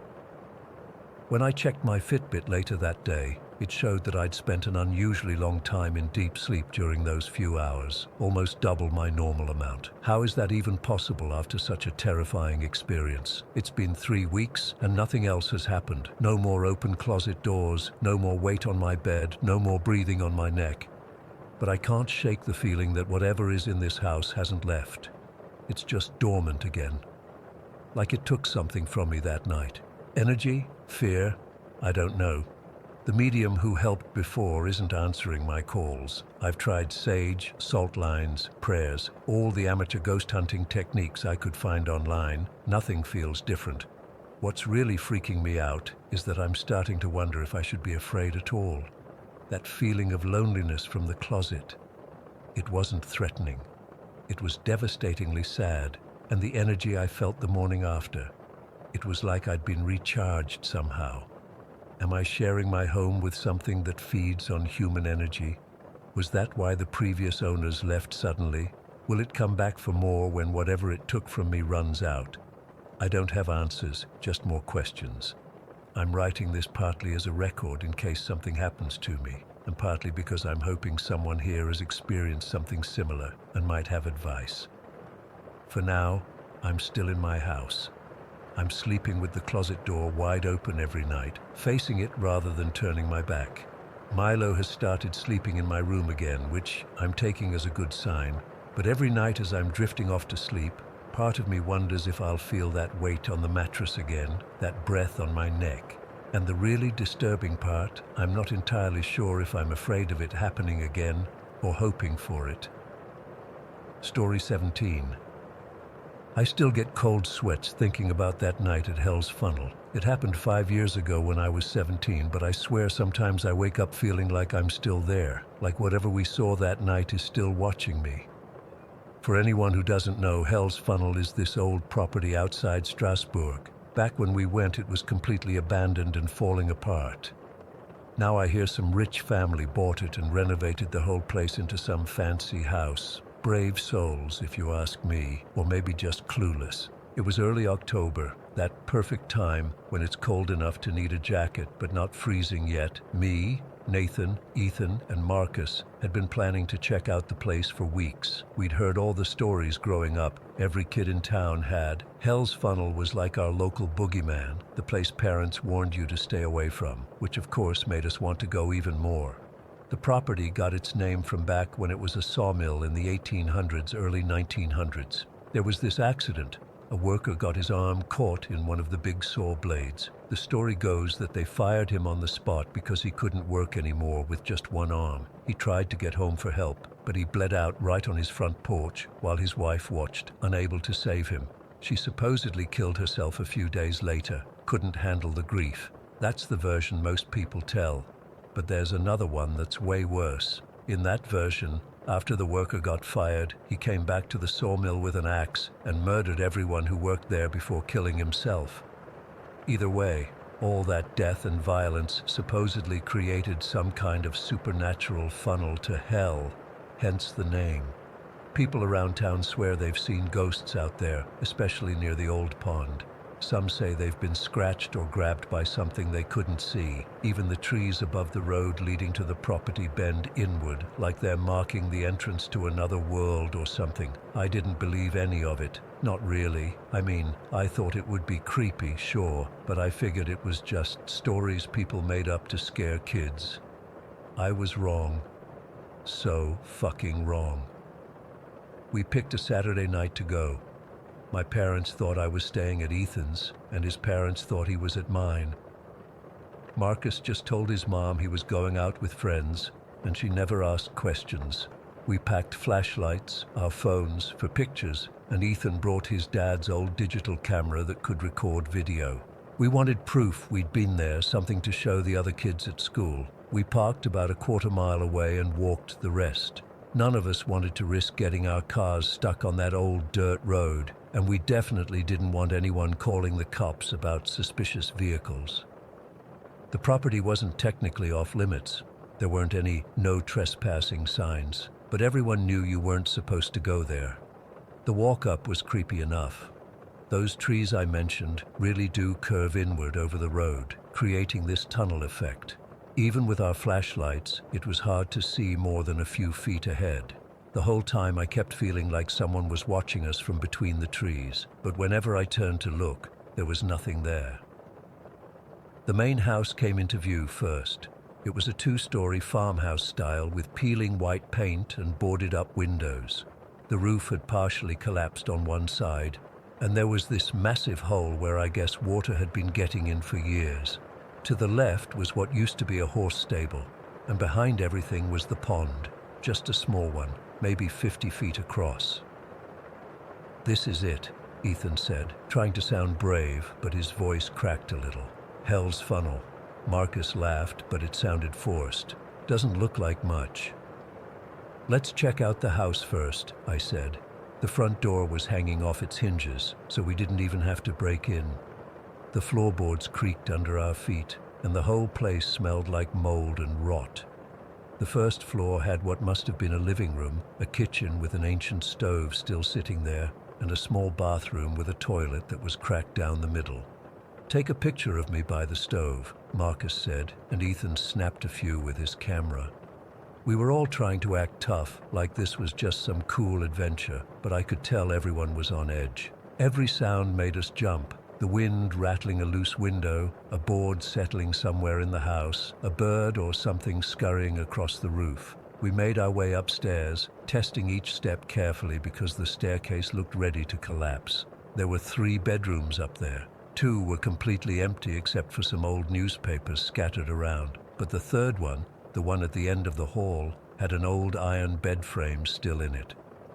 "Imagine sleeping here," Ethan said, shining his flashlight around. "Whoever lived here last just left everything behind." "Probably couldn't wait to get out," Marcus muttered. That's when we heard it, a splash from outside. We all froze. "Probably just a fish," I said, but my heart was racing. "Let's check out the pond," Marcus suggested. I could tell he was trying to be the brave one now. We went back downstairs and headed out the back door toward the pond. Our flashlights cut through the darkness, reflecting off the black water. It was completely still now, like glass. "I don't see anything," Ethan said, sweeping his light across the surface. "Wait." Marcus pointed to something on the far side. "What's that?" We all looked where he was pointing. There was something white just at the edge of the water. We moved closer, circling around the pond. As we got nearer, I realized it was a piece of cloth, maybe an old shirt or something, half submerged in the water. "It's nothing," I said, relieved. "Just trash." But as I said it, the cloth seemed to sink deeper into the water, like something was pulling it down. We all saw it happen. None of us said anything for a moment. "Let's check out the stable," Ethan suggested quickly, clearly wanting to move away from the pond. The stable was in better shape than the house. There were 6 stalls, all empty except for old hay that had turned black with age. The roof was mostly intact, and it was actually warmer in there than outside. "You think they kept horses here after the sawmill closed?" Marcus asked, running his hand along one of the stall doors. "Probably," I said. "This place must have been a farm at some point." We explored the stable for about 20 minutes, finding nothing particularly interesting except for some old horseshoes and a rusted bucket. By then, it was getting late, probably around 11 or so, and we decided it was time to head back. That's when everything changed. We were walking back past the house when Ethan pointed his flashlight at a small window near the ground. "Is that the basement?" he asked. We didn't check down there. I'm not going in any basement, Marcus said immediately. We don't have to go in, Ethan said. Just look. He knelt down and shined his light through the dirty glass. Marcus and I joined him, curious despite ourselves. At first, all we could see was a concrete floor and some old shelving units against the far wall. And then something moved. It was just a flash of movement at first, something darting from one side of the basement to the other. We all jerked back instinctively. What the fuck was that? Marcus whispered. Probably a raccoon or something, I said, but I didn't believe it. Ethan, always the bravest or stupidest of us, leaned forward again and pressed his flashlight directly against the glass to get a better view. That's when we saw it clearly. Standing in the corner of the basement was a figure. Not an animal, a person, or something that looked like a person. It was tall and thin, with what looked like red material draped around its shoulders. But its face, I still can't describe it right. It wasn't normal. The features were all wrong, like they'd been rearranged, and its eyes caught the flashlight and reflected it back, glowing red like an animal's. We all saw it, and it saw us. For a second, none of us moved. Then the thing in the basement stepped toward the window, and we completely lost it. We ran like hell, not even caring about being quiet anymore. I've never run so fast in my life. We didn't stop until we reached Ethan's car, and we peeled out of there so fast I'm surprised we didn't crash. None of us said anything for the first few miles. We were all breathing hard, and I could feel my heart pounding in my chest like it was trying to escape. What the fuck was that? Marcus finally said, his voice shaking. I don't know, Ethan replied. His knuckles were white on the steering wheel. Did you get a picture? I asked. Ethan shook his head. I dropped the camera when we ran. It's still back there. I think that's what makes it worse. We have no proof of what we saw, just our memories, which sometimes feel like they could be playing tricks on us. But then I remember how real that fear was, how all three of us saw the same thing, and I know it wasn't just our imagination. We made a pact that night not to tell anyone what we'd seen. Who would believe us anyway? But I've thought about it every day since then. Sometimes I wake up in the middle of the night, convinced that thing from the basement is standing in the corner of my room, watching me with those glowing red eyes. I've researched everything I can find about Hell's Funnel since that night. I've learned that there were actually 8 deaths on that property over the years, not just the sawmill worker and his wife. 2 children drowned in that pond in the 1950s. A man hanged himself in the stable in the 1970s, and 3 members of the last family to live there died of mysterious circumstances in 1982. What bothers me most is thinking about the family that bought and renovated the place. Do they know what they've moved into? Have they seen anything? I've thought about trying to warn them somehow, but what would I even say? Hey, my friends and I trespassed on your property 5 years ago and saw something inhuman in your basement. I drive past the place sometimes now that I have my own car. I never stop, never slow down, but I always look. The trees still bend inward over the road. The pond still sits there, dark and still, and sometimes, just sometimes, I swear I can see something watching me from one of the windows of that beautifully renovated house. The funnel to hell is still open. I'm sure of it. Story 18. I've never really told this story to anyone outside of Jake and Matt. It's been 6 years now, but my hands still get sweaty typing this out. I guess I need to get it off my chest finally. Back when I was 17, the summer before my senior year, I lived in this small town called Millridge. It's one of those places where everyone knows everyone, surrounded by dense forest and not much else to do. So naturally, as teenagers with too much time on our hands, my friends and I got pretty invested in local legends and weird stuff people would talk about. Jake, Matt, and I had been friends since elementary school. Jake was the skeptic of our group, always trying to debunk everything with some logical explanation. Matt was the opposite, totally into paranormal stuff, always pushing us to explore abandoned buildings or check out places where people claimed weird shit happened. And me? I was somewhere in the middle.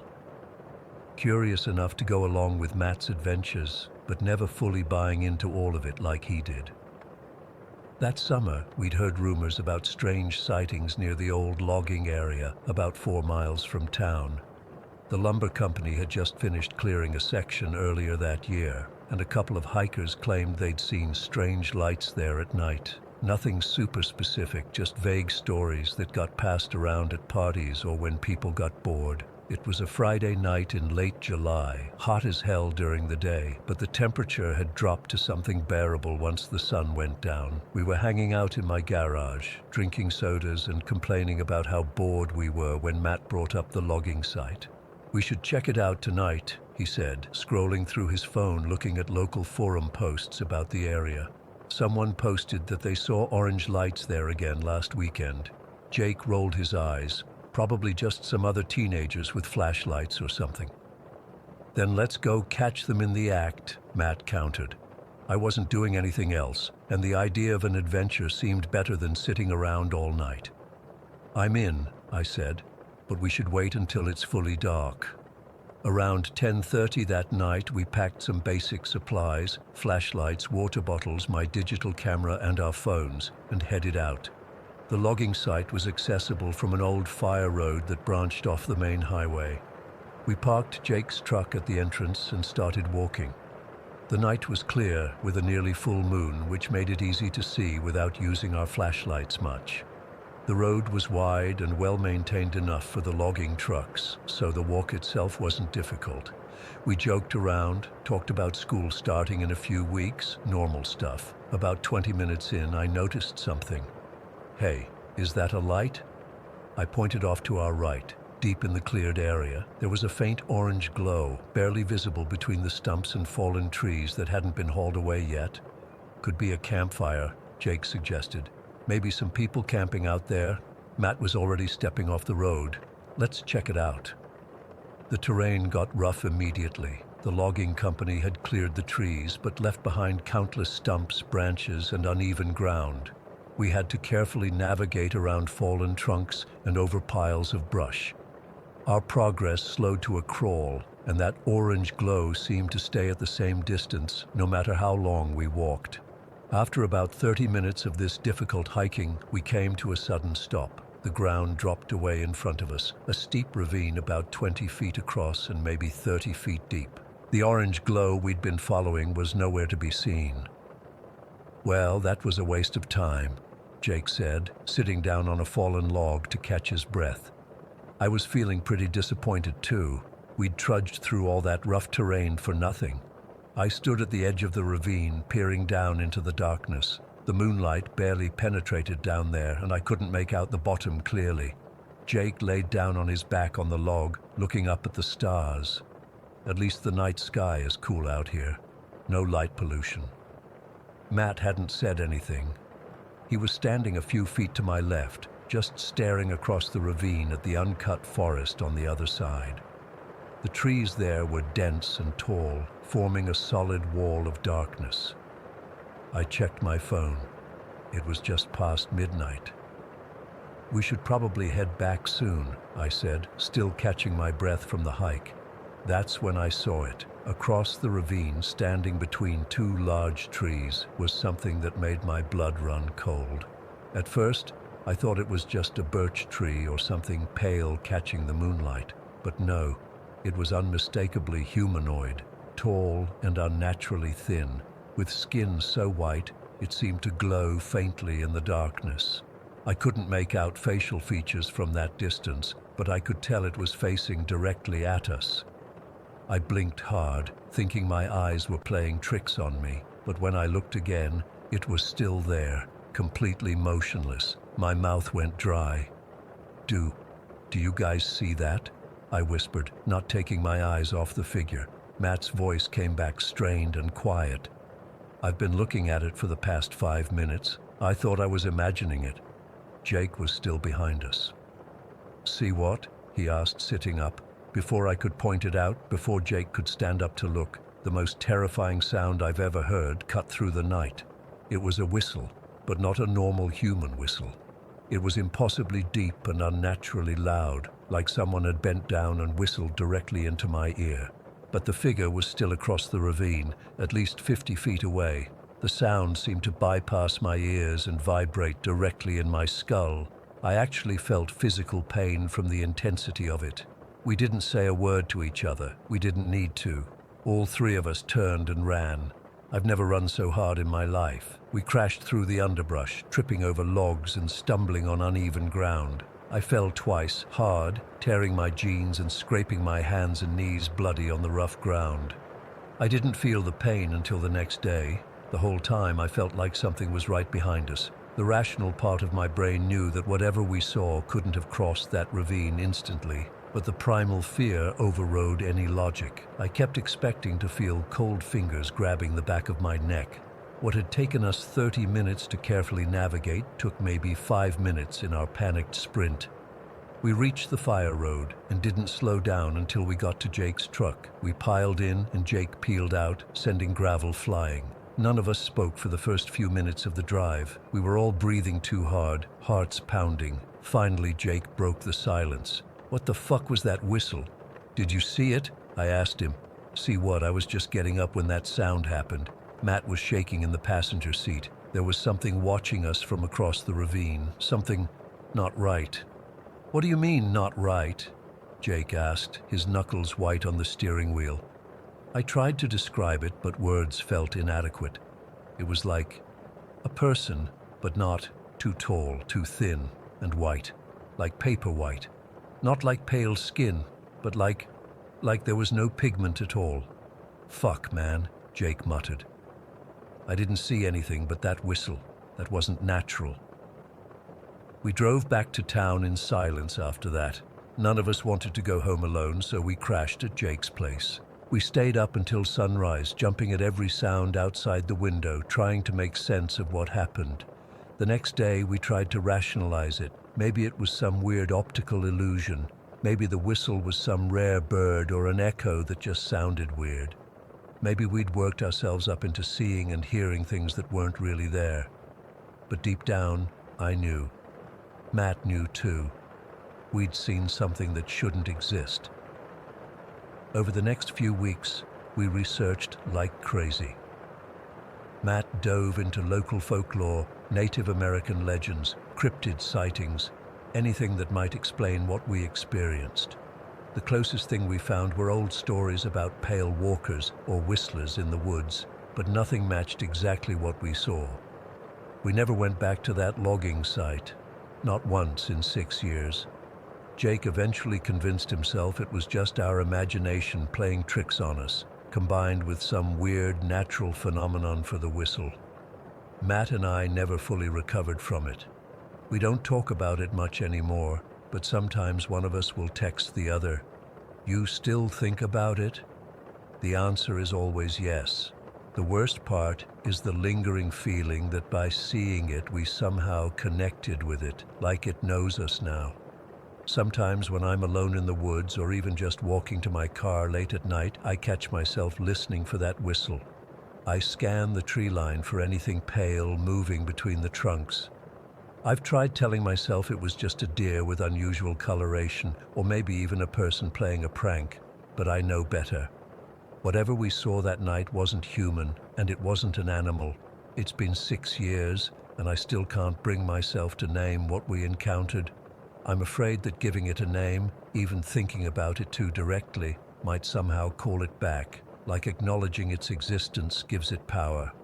I don't know if I'll ever have an explanation for what happened that night. Part of me doesn't want one. Some things are better left unexplained, especially when the explanation might be worse than not knowing. All I know is this: something was waiting for us across that ravine. Something that shouldn't exist watched us. And sometimes, late at night when I can't sleep, I swear I can still feel it watching me through my bedroom window, waiting for me to let my guard down. I never will. Story 19. I still get goosebumps thinking about what happened at the old Sugar Hill Library. It's been years, but I can recall every detail like it was yesterday. Back in 1998, I was just a regular high school kid in Tennessee. I played trombone in the band. Nothing special, just enough to keep me out of trouble. Most days after practice, I'd wait at the Sugar Hill Library for my mom to pick me up after her shift at the hospital. The library wasn't exactly a library like you'd picture. It was this massive old plantation house that had been converted sometime in the 70s. Beautiful place from the outside. White columns, wraparound porch, the whole Southern charm package. My friend Kyle's mom worked there as the head librarian, which was pretty convenient. Kyle and I would usually hang out in the back room where they kept all the newspapers and magazines. Mrs. Winters, Kyle's mom, would let us read whatever we wanted, as long as we kept quiet and didn't disturb anyone. The day it happened was a Tuesday in October.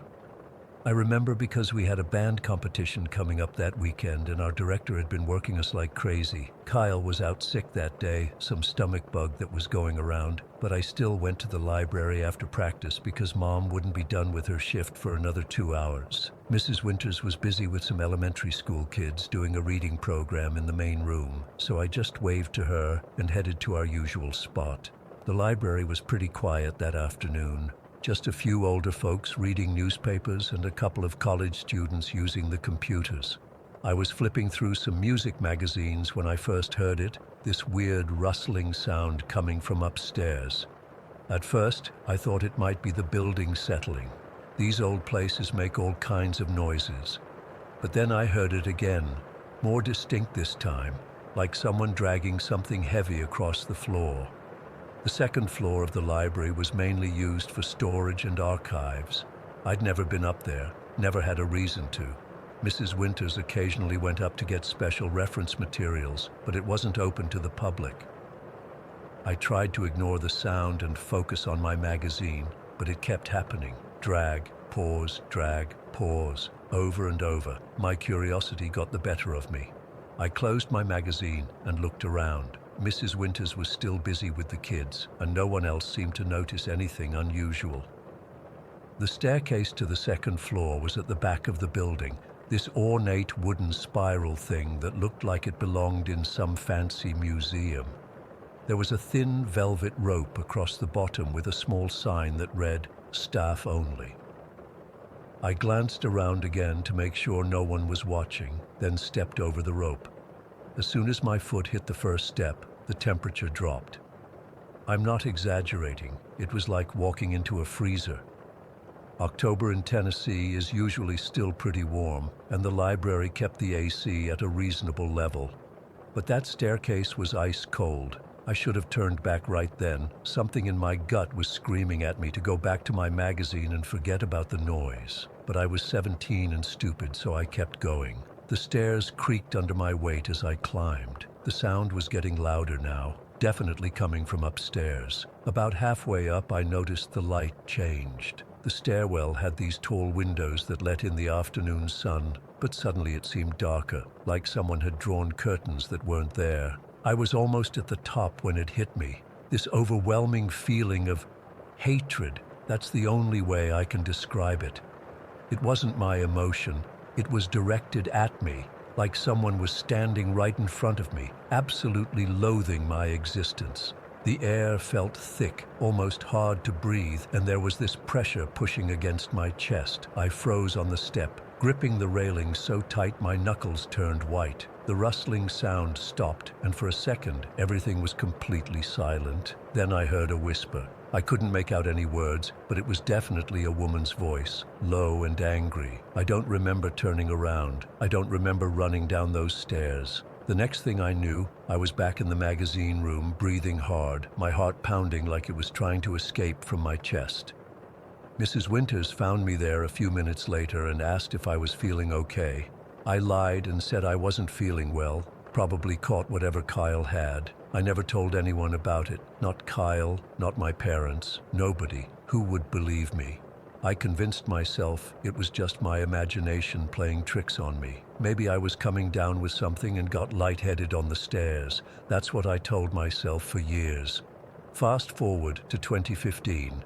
I'd been out of Tennessee for a while, went to college in Georgia, got a job in marketing, and eventually came back home when a good opportunity opened up.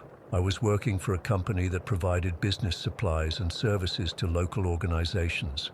One day, my boss handed me an address and told me to deliver some new promotional materials to the Lauderdale County Chamber of Commerce.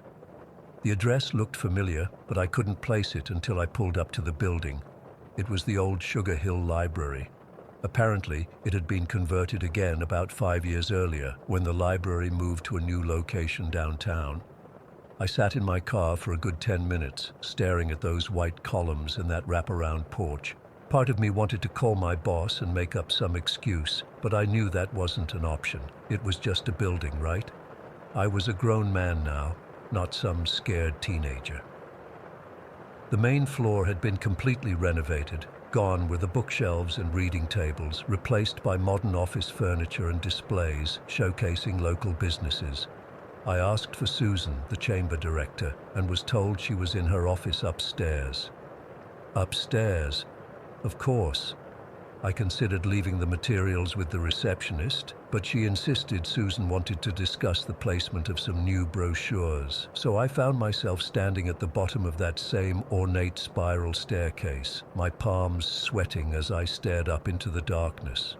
The staff-only sign was gone, but that sick feeling in my stomach was exactly the same as it had been 17 years earlier. I took a deep breath and started climbing, telling myself over and over that I was being ridiculous. The cold hit me on the third step, just like before, an unnatural, bone-deep cold that didn't belong in a climate-controlled building in the middle of summer. I almost turned around, but the receptionist was watching me, so I kept going. The second floor had been renovated too, but not as extensively as the main level. The layout was mostly the same, a central hallway with rooms branching off on either side. Most of the doors were closed, but I could see a light at the end of the hall. I made it to Susan's office without incident, though I felt like someone was watching me the entire time. She was a friendly woman in her 50s who greeted me warmly and invited me to sit down. We talked business for a few minutes, discussing where to place the new brochures and promotional materials. As she was signing the delivery form, I noticed something on her desk, a small pile of salt in the corner. It seemed so out of place in her otherwise tidy office that I couldn't help staring at it. She caught me looking and gave a nervous laugh. Oh, that. Silly superstition, I suppose. I don't know what made me ask. Maybe it was being back in that building after all those years, or maybe I just needed to know I wasn't crazy. Does anything strange happen up here? Susan's pen stopped moving. She looked up at me with an expression I couldn't quite read. Then she sighed and put the pen down. You feel it too, don't you? She asked quietly. And just like that, the floodgates opened. Susan told me she'd been working in the building for 3 years and had experienced all kinds of unexplainable phenomena. Chairs that moved overnight, the sound of distant laughter when the building was empty, cold spots that came and went without reason. Once, she said, lowering her voice even though we were alone, I came in early on a Monday and found an antique tricycle in the middle of the hallway. It was rolling in circles all by itself, just going round and round like someone was pushing it. She'd done some research into the history of the house after that incident. It was built in the 1870s by a wealthy landowner named Thaddeus Mercer. He had one daughter, Eleanor, who fell in love with a man her father disapproved of. When Thaddeus died, Eleanor inherited everything and immediately married her suitor, a man named William Hayes. According to local records, they had a troubled marriage. There were police reports of disturbances at the house, though no charges were ever filed. Then, in 1895, William fell down the stairs during what neighbors described as a heated argument. He survived, but was permanently disabled. The interesting part, Susan said, leaning forward, is that William died 3 years later under suspicious circumstances. The official cause was pneumonia, but there were rumors that Eleanor had been slowly poisoning him. I asked if she believed the house was haunted by William, but she shook her head. No, I think it's Eleanor. The activity always seems to intensify when men are working in the building. When we had renovations done 2 years ago, the construction crew reported all kinds of problems. Tools disappearing, equipment malfunctioning, strange noises. She hesitated, then opened her desk drawer and pulled out a photograph. It showed what appeared to be the main hallway covered in hundreds of dead flies. This happened during those renovations. I left my office for 30 minutes to get lunch. When I came back, the entire floor was covered like this. No explanation, no open windows, no way for that many insects to get in. The pest control guy said he'd never seen anything like it. As she was telling me this, the temperature in the office seemed to drop even further. I could see my breath fogging in front of my face, though Susan didn't seem to notice. Then I heard it again, that same rustling sound from all those years ago, coming from somewhere down the hall. Susan heard it too. Her eyes widened and she whispered, "She's listening." I don't remember much about leaving the building. I thanked Susan, handed over the materials, and got out of there as fast as I could without actually running. As I was driving away, I glanced up at the second floor windows and swore I saw a woman's figure standing there, watching me leave. I've never gone back to that building. My boss asked me once why I always send someone else for deliveries to the Chamber of Commerce, but I just made up some excuse about scheduling conflicts. How do you tell someone that you're afraid of a ghost who's been dead for over a century? Sometimes I wonder if Eleanor is still there, haunting those halls, hating any man who dares to climb her stairs. Susan still works there as far as I know. I saw her at a business luncheon last year, and she looked tired, worn down. When I asked how things were at the chamber, she just gave me a sad smile and changed the subject. I don't know what Eleanor did to her husband all those years ago. I don't know why her spirit is still so angry, but I know what I felt on those stairs, both as a teenager and as an adult. That wasn't my imagination. That wasn't just an old building settling. That was pure hatred, and it's still there, waiting in that beautiful old plantation house with its white columns and wraparound porch, just beneath the surface of our ordinary world. Story 20. I still don't know what to make of everything that happened at my family's antique shop. I've spent so many sleepless nights trying to rationalize it, but I can't explain it away. I guess that's why I'm finally sharing this. Maybe someone here has experienced something similar. My family rented this gorgeous old building in Ravenwood for our antique business for 8 years. The place had 3 floors, a spacious main floor with these beautiful tall windows, a second floor connected by this grand wooden staircase that creaked just enough to have character, and then there was the attic. God, that attic. When we first opened, we only used the first 2 floors for retail. The attic was just storage. It was accessed by this narrow, steep staircase tucked away in the corner of the second floor. The stairs themselves were strange. They were much older than the grand staircase, built at this uncomfortable angle and barely wide enough for one person. My dad always said they were probably servant stairs from when the building was originally constructed in the 1800s. After about 2 years of business, we started running out of display space. Mom suggested we clean up the attic and open it to customers as additional retail space. Looking back, I wish we'd just left it alone. It took us an entire weekend to get that attic ready. It was exactly what you'd expect. Sloped ceilings, exposed wooden beams, a thick layer of dust covering everything, and a single large window at the far end that let in barely enough light. We spent hours sweeping, dusting, and arranging display cases. The whole time we worked up there, I felt this weird heaviness, like the air was thicker somehow. I kept finding myself glancing over my shoulder, feeling like someone was watching me. When we finally opened the attic to customers, things seemed fine at first. We displayed some of our more unique items up there. Antique dolls, vintage clothing, old books. But within the first week, we started noticing strange things. I was helping a middle-aged woman who was browsing through some vintage jewelry when she suddenly wrapped her arms around herself and asked, "Do you keep it cold up here on purpose?"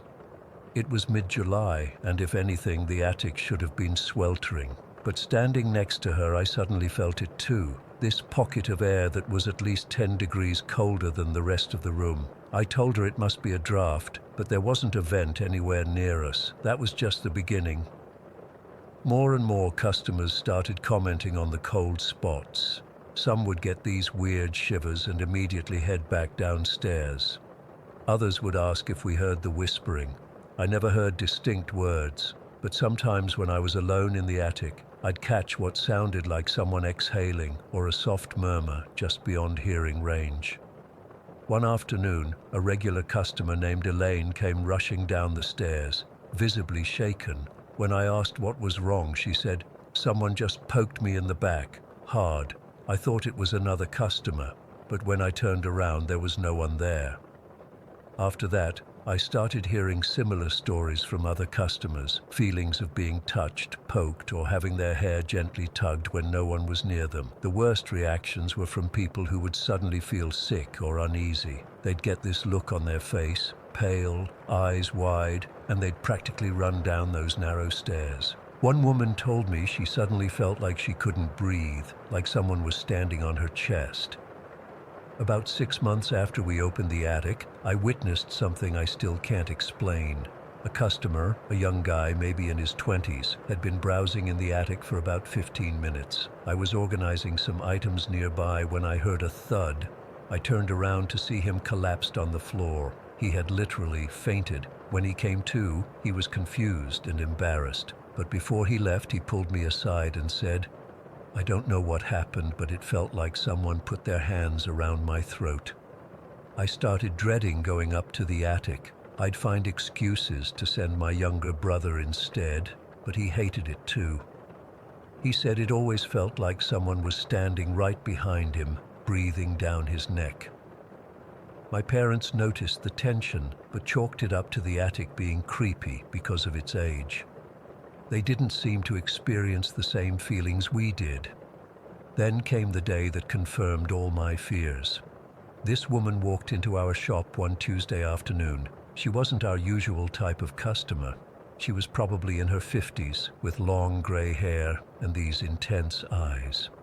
She browsed the main floor for a while, then headed upstairs. I didn't think much of it until I noticed she'd been in the attic for over an hour. When I went up to check on her, I found her sitting cross-legged in the middle of the floor, eyes closed, completely still. I didn't want to disturb her, so I started to back away, but then she opened her eyes and looked directly at me. "You know she's here, don't you?" she said. My blood ran cold. "Who?" "Penelope," she replied, standing up slowly. "She's been here a very long time." The woman introduced herself as a psychic. Normally I'd be skeptical, but something about the confidence in her voice made me listen. She explained that she'd sensed a presence as soon as she entered our shop and had followed it to the attic.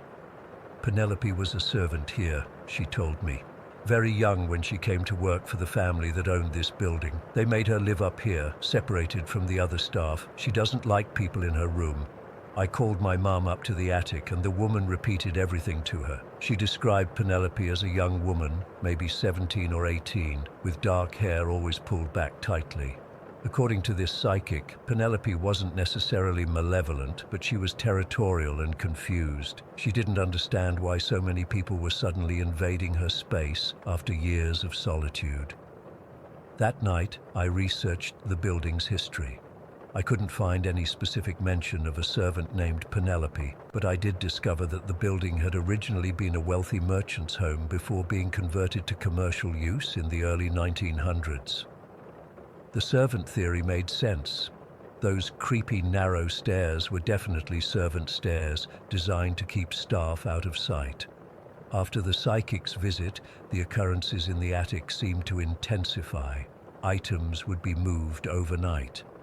We'd close up shop with everything in its place, and the next morning, certain objects would be in completely different locations. One morning, we found all the vintage clothing that had been hanging neatly on racks piled in the center of the floor. The temperature fluctuations got worse too. Some days, the attic would be so cold you could see your breath, even in the middle of summer. Other days it would be stifling hot, like someone had cranked up a heater, though we only had the building's central air. But the footsteps were what really got to me. Sometimes when I was working on the second floor, I'd hear distinct footsteps above me. Slow, deliberate steps moving from one end of the attic to the other. The first few times, I ran up to check, thinking a customer had somehow slipped past me. But the attic was always empty, the footsteps stopping the moment I opened the door. One evening, about a year before we closed the business, I was closing up alone. My parents had left early, and I was doing the final walkthrough before setting the alarm. I'd checked both the main floor and the second floor, and was standing at the bottom of the attic stairs. I didn't want to go up there. Something about being in the building alone at night made the thought of entering the attic terrifying. I almost convinced myself to skip it. The door at the bottom of the stairs was locked, so no one could have gotten up there, but then I heard it. Footsteps moving rapidly across the attic floor, heading toward the stairs. My heart nearly stopped. I stood frozen, watching the doorway at the top of the stairs, certain that at any moment someone or something would appear. The footsteps stopped right at the top of the stairs. I could feel someone standing there, watching me, even though I couldn't see anyone. The air around me turned ice cold, and I felt this pressure, like the air was being squeezed out of my lungs. I couldn't move, couldn't breathe, couldn't even call out. And then I heard it, a soft female voice, so close it could have been whispering directly into my ear. "This is my home." I don't remember running out of the building. The next thing I knew, I was sitting in my car, doors locked, keys in the ignition, shaking so hard I couldn't turn the key.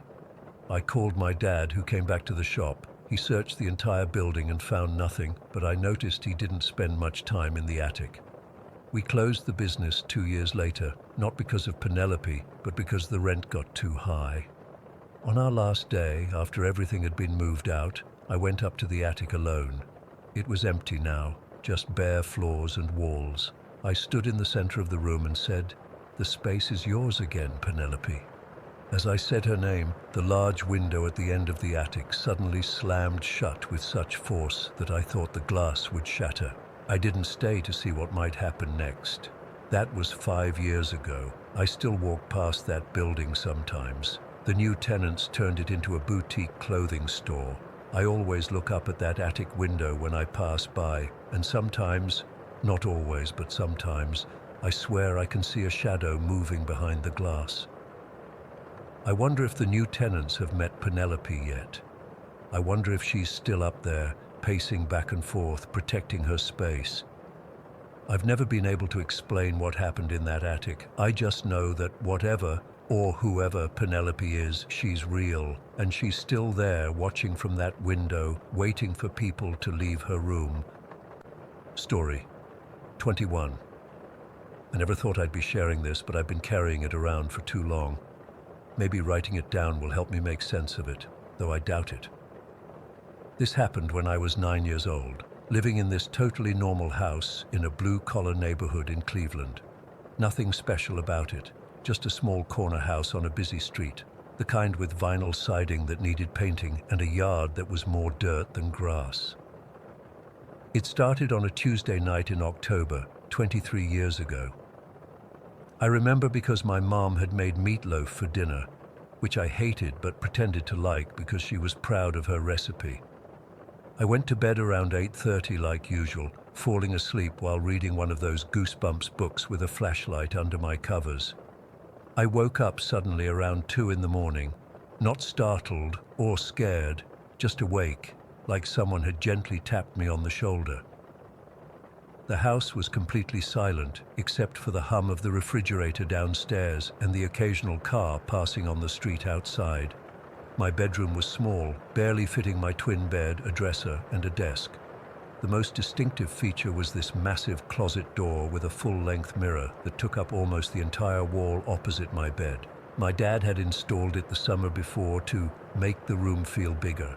It was the first thing I saw whenever I woke up, and that night there was someone standing in front of it, a woman in a wedding dress, just standing there, completely still, facing the mirror, not looking at me, just staring at her reflection. The weird thing was I couldn't see her face, even though the streetlight outside my window cast enough light into the room to make out shapes. She was like a silhouette, completely dark, but I could clearly tell she was wearing a long white wedding gown with one of those trains that drags on the floor behind it. Here's the part that still confuses me to this day. I wasn't scared, not even a little bit. I just stared at her for what felt like several minutes, wondering if I was dreaming. I even pinched my arm hard enough to leave a mark, but I was definitely awake. The woman never moved, never made a sound. She just stood there looking at herself in the mirror. After a while, I just went back to sleep, like it was the most natural thing in the world to have a dark figure in a wedding dress standing in your bedroom at 2 a.m. The next morning, I convinced myself it had been a dream. I didn't mention it to my parents at breakfast. My dad was rushing to get to his factory job, and my mom was busy making lunches and checking if I'd done my homework. Normal Tuesday stuff. But then it happened again the next night, and the night after that, and the night after that. Every single night for a week, I'd wake up at almost exactly the same time to find the bride standing in front of my mirror. She never did anything different, just stood there completely still, staring at her reflection. I started to get used to it, as crazy as that sounds. I'd wake up, see her there, watch her for a few minutes, then roll over and go back to sleep. It was like having a really weird roommate who only showed up in the middle of the night. After the 7th night, I finally mentioned it to my mom. We were washing dishes after dinner, and I just casually said, "Hey Mom, do you know anything about a lady in a wedding dress?" My mom dropped the plate she was drying. It didn't break, but the look on her face, I'll never forget it. She went really pale and asked me what I was talking about. I told her about the bride I'd been seeing at night and how she just stood there looking in my mirror. My mom tried to play it cool, but I could tell she was freaked out. She forced a laugh and said, "Oh, your father must be playing tricks on you with some kind of projector or something." I believed her because, well, I was 9 and kids believe their parents. She told me to call for her the next time I saw the projection. That night, like clockwork, I woke up to find the bride in her usual spot. I opened my mouth to call for my mom, but I couldn't. Not because I was scared, but because it felt wrong somehow, like I'd be interrupting something important. So I just watched her for a while, then went back to sleep like always. This continued for another week, same time, same position, same wedding dress. I started to wonder if I was losing my mind, but it felt too real to be imagination. The way the light from the street lamp would catch on the fabric of her dress, creating these subtle shadows. The slight draft in the room whenever she appeared, making the curtains move just a little. The faint smell of flowers that wasn't there during the day. These weren't things my 9-year-old brain could have made up. Then came the 14th night. I woke up as usual around 2 a.m., expecting to see the bride in her usual spot. She was there, but this time she wasn't alone. Standing next to her was a man. Like her, he was completely dark, with no distinguishable features, but I could clearly tell he was wearing a black tuxedo. They were holding hands in front of the mirror, both staring at their reflections. They didn't move, didn't speak, just stood there together, hand in hand. I watched them for longer than usual that night. There was something peaceful about them, something that made me feel like I was witnessing something special. Eventually, my eyelids got heavy, and I drifted back to sleep. The next morning, I woke up feeling different, though I couldn't explain why. That night, I stayed up as long as I could, waiting for the bride and groom to appear, but they never came, nor did they come the night after that, or any night since then. I didn't mention it to my mom again until years later, when I was 17 and we were packing to move out of that house. We were clearing out my old bedroom, and I found myself staring at that mirror, remembering those strange 2 weeks. "Hey Mom," I said, "remember when I told you about seeing that woman in the wedding dress in my mirror?" She stopped folding clothes and sat down on my bed. "Yes," she said quietly. "I remember." Was that really Dad playing a trick on me with a projector? She looked at me for a long time before answering. "No," she finally said. "Your father never had any projector. I just didn't want to scare you." "So what was it?" I asked. She shook her head.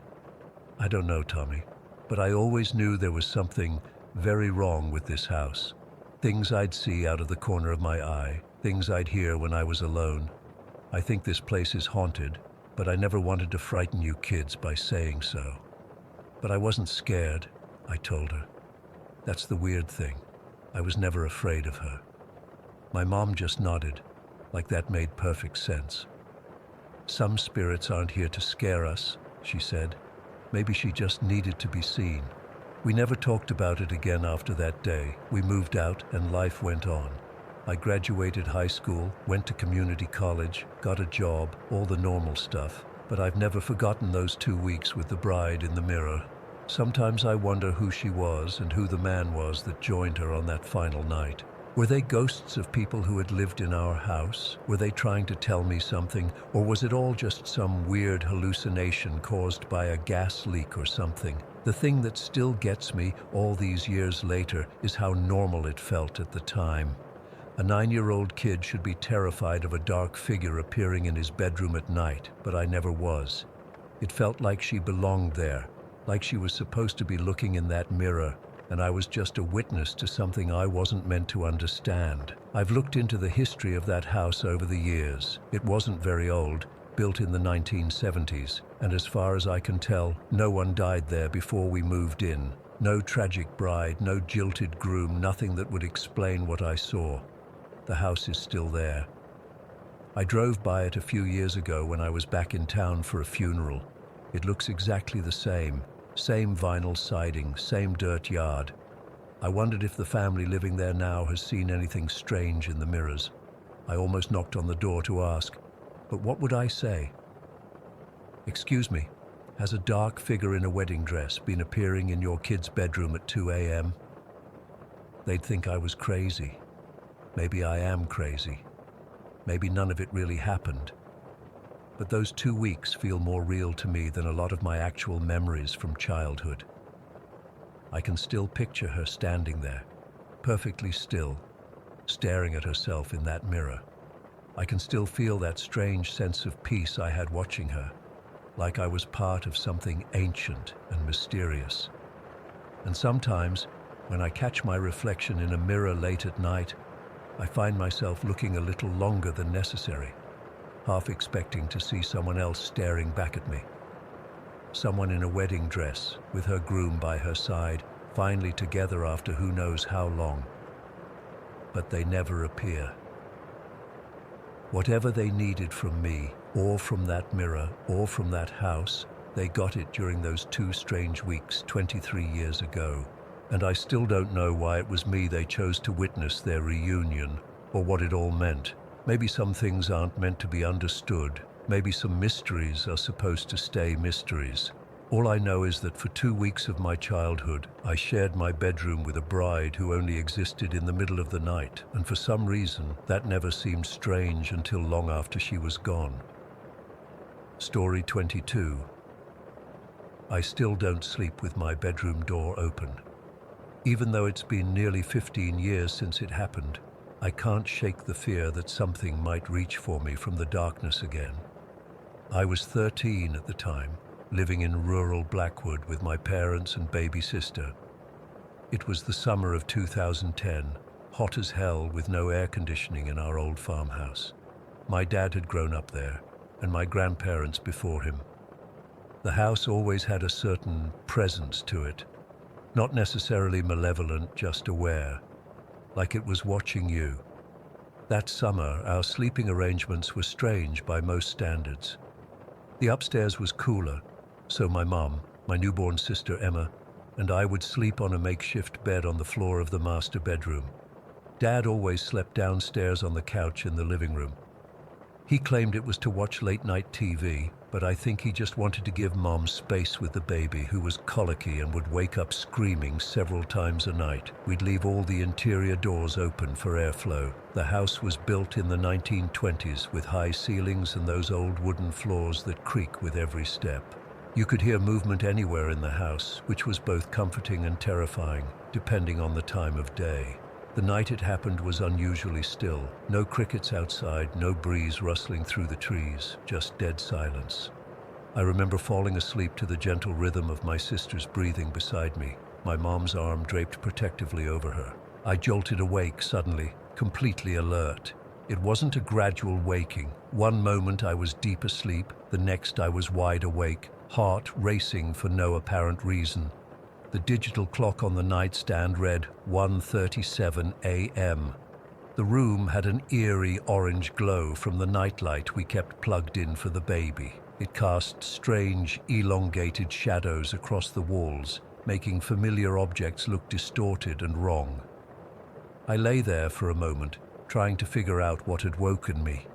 Then I heard it, a light tapping sound almost like fingernails on wood coming from somewhere down the hallway. Tap, tap, tap, rhythmic and deliberate. I glanced at my mom and sister, both still sound asleep. The tapping continued, soft but insistent. Looking back, I don't know why I didn't wake my mom. Some stupid childhood curiosity, I guess, or maybe something was pulling me toward that sound. I carefully wiggled out from under the blanket and crawled toward the bedroom door. The old hardwood was cool against my palms and knees. The orange glow from the nightlight barely reached the hallway, creating a gradient from dim light to absolute darkness. The tapping sound became clearer as I approached the doorway. It seemed to be coming from the direction of the stairs, or maybe the sewing room across from them. My mom had converted my great-grandmother's old bedroom into her sewing space years ago. I hesitated at the threshold of our bedroom, suddenly aware of how vulnerable I was. But the tapping continued, and somehow it felt inviting, like it was meant for me specifically. I crept into the hallway, staying close to the wall. From there, I could see down to the first-floor landing and make out the shape of my dad asleep on the living room couch, his arm hanging off the side. The TV was still on, casting blue, flickering light across his face. Knowing he was there gave me courage to keep moving. The tapping shifted. Now, it was definitely coming from the sewing room. I approached the open doorway slowly, and as I reached it, the tapping stopped abruptly. The sudden silence was more unnerving than the sound had been. What I saw next still haunts my nightmares. The sewing room should have been dimly visible from the hallway light and the moonlight through its window, but it wasn't. The doorway opened into absolute, complete darkness. Not just normal nighttime darkness. This was different. It was like looking into a void where nothing existed. The darkness had substance, like thick black ink filling the entire room. It didn't make sense. I could see the frame of the doorway clearly, but beyond that threshold was nothing, absolute nothingness. I sat frozen on my knees, unable to move or call out. My throat felt constricted, my chest tight. I wanted to run back to my mom, but my body wouldn't respond. I just stared into that impossible darkness, my mind struggling to process what I was seeing. Then it happened. From the center of that void, something moved. A hand emerged from the darkness. It wasn't a normal hand. It was made of the same pitch black as the void itself, like a shadow given three-dimensional form. There was no arm attached to it, no body, just a hand extending outward from the darkness, reaching toward me. The fingers were long and thin, too long to be human. They moved with a fluid grace that seemed unnatural.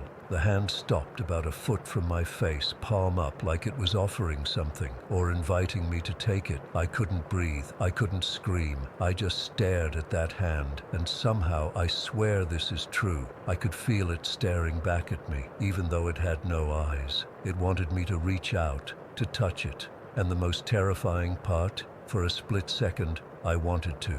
Some deep, primal part of me was drawn to it, curious about where it might lead me. We stayed like that for what felt like an eternity. Me kneeling in the hallway, that impossible hand extended toward me, waiting. The air felt thick and electric, like right before a thunderstorm. I could hear my own heartbeat pounding in my ears. Then, without warning, the hand retreated. It didn't pull back slowly. It simply withdrew into the darkness in a single fluid motion, like it had never been there at all. The moment it disappeared, I heard my dad's voice behind me. "Mia, what are you doing up, sweetheart?" I turned to see him standing at the top of the stairs, rubbing his eyes sleepily. When I looked back at the sewing room doorway, the darkness was gone. The room was just a room again. I could see Mom's sewing machine on the table, the basket of fabric scraps in the corner, moonlight streaming through the curtains. I heard a noise, I managed to whisper. Dad came over and picked me up like I was still a little kid, not a 13-year-old. Probably just the house settling. This old place makes all kinds of weird sounds at night. He carried me back to the bedroom and tucked me in next to Mom and Emma. I was shaking so badly I thought he would notice, but he just kissed my forehead and went back downstairs. I lay awake until sunrise, staring at the ceiling, afraid to close my eyes. When morning came, I tried to tell my mom what happened, but the words wouldn't come out right. It sounded crazy even to me. She blamed it on an overactive imagination and too many horror movies. But I know what I saw. That hand was real. That darkness was real. And sometimes even now as an adult with my own apartment in the city, miles away from Blackwood, I wake up at exactly 1:37 a.m., feeling like something is watching me from the darkest corner of my room. I've researched local history, trying to find anything about similar experiences in our house or the area. I found some old newspaper clippings about a family that lived there in the 1950s. Their teenage daughter went missing one night. They found her shoes neatly placed at the threshold of her bedroom, but no other trace of her was ever discovered. I don't know if what reached for me that night was the same thing that took her. I don't know what would have happened if I'd taken that hand.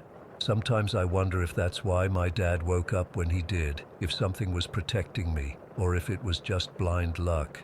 What haunts me most is the memory of that brief, inexplicable urge to reach back, like the darkness was calling to something inside me that recognized it, like it knew me, like it had been waiting for me. I've never slept in that house again. My parents still live there, and when I visit, I stay at a hotel in town. They think I'm being ridiculous, but they didn't see what I saw. They don't understand why I always keep a light on, why I can't stand open doorways at night, why I push furniture against closet doors before going to bed. Sometimes I dream about that hand.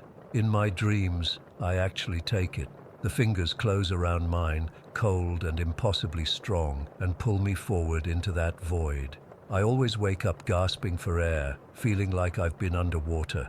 The rational part of my brain tries to explain it away. Sleep paralysis, an overactive imagination, the stress of having a new baby sister disrupting our family dynamic. But deep down, I know what I experienced was real.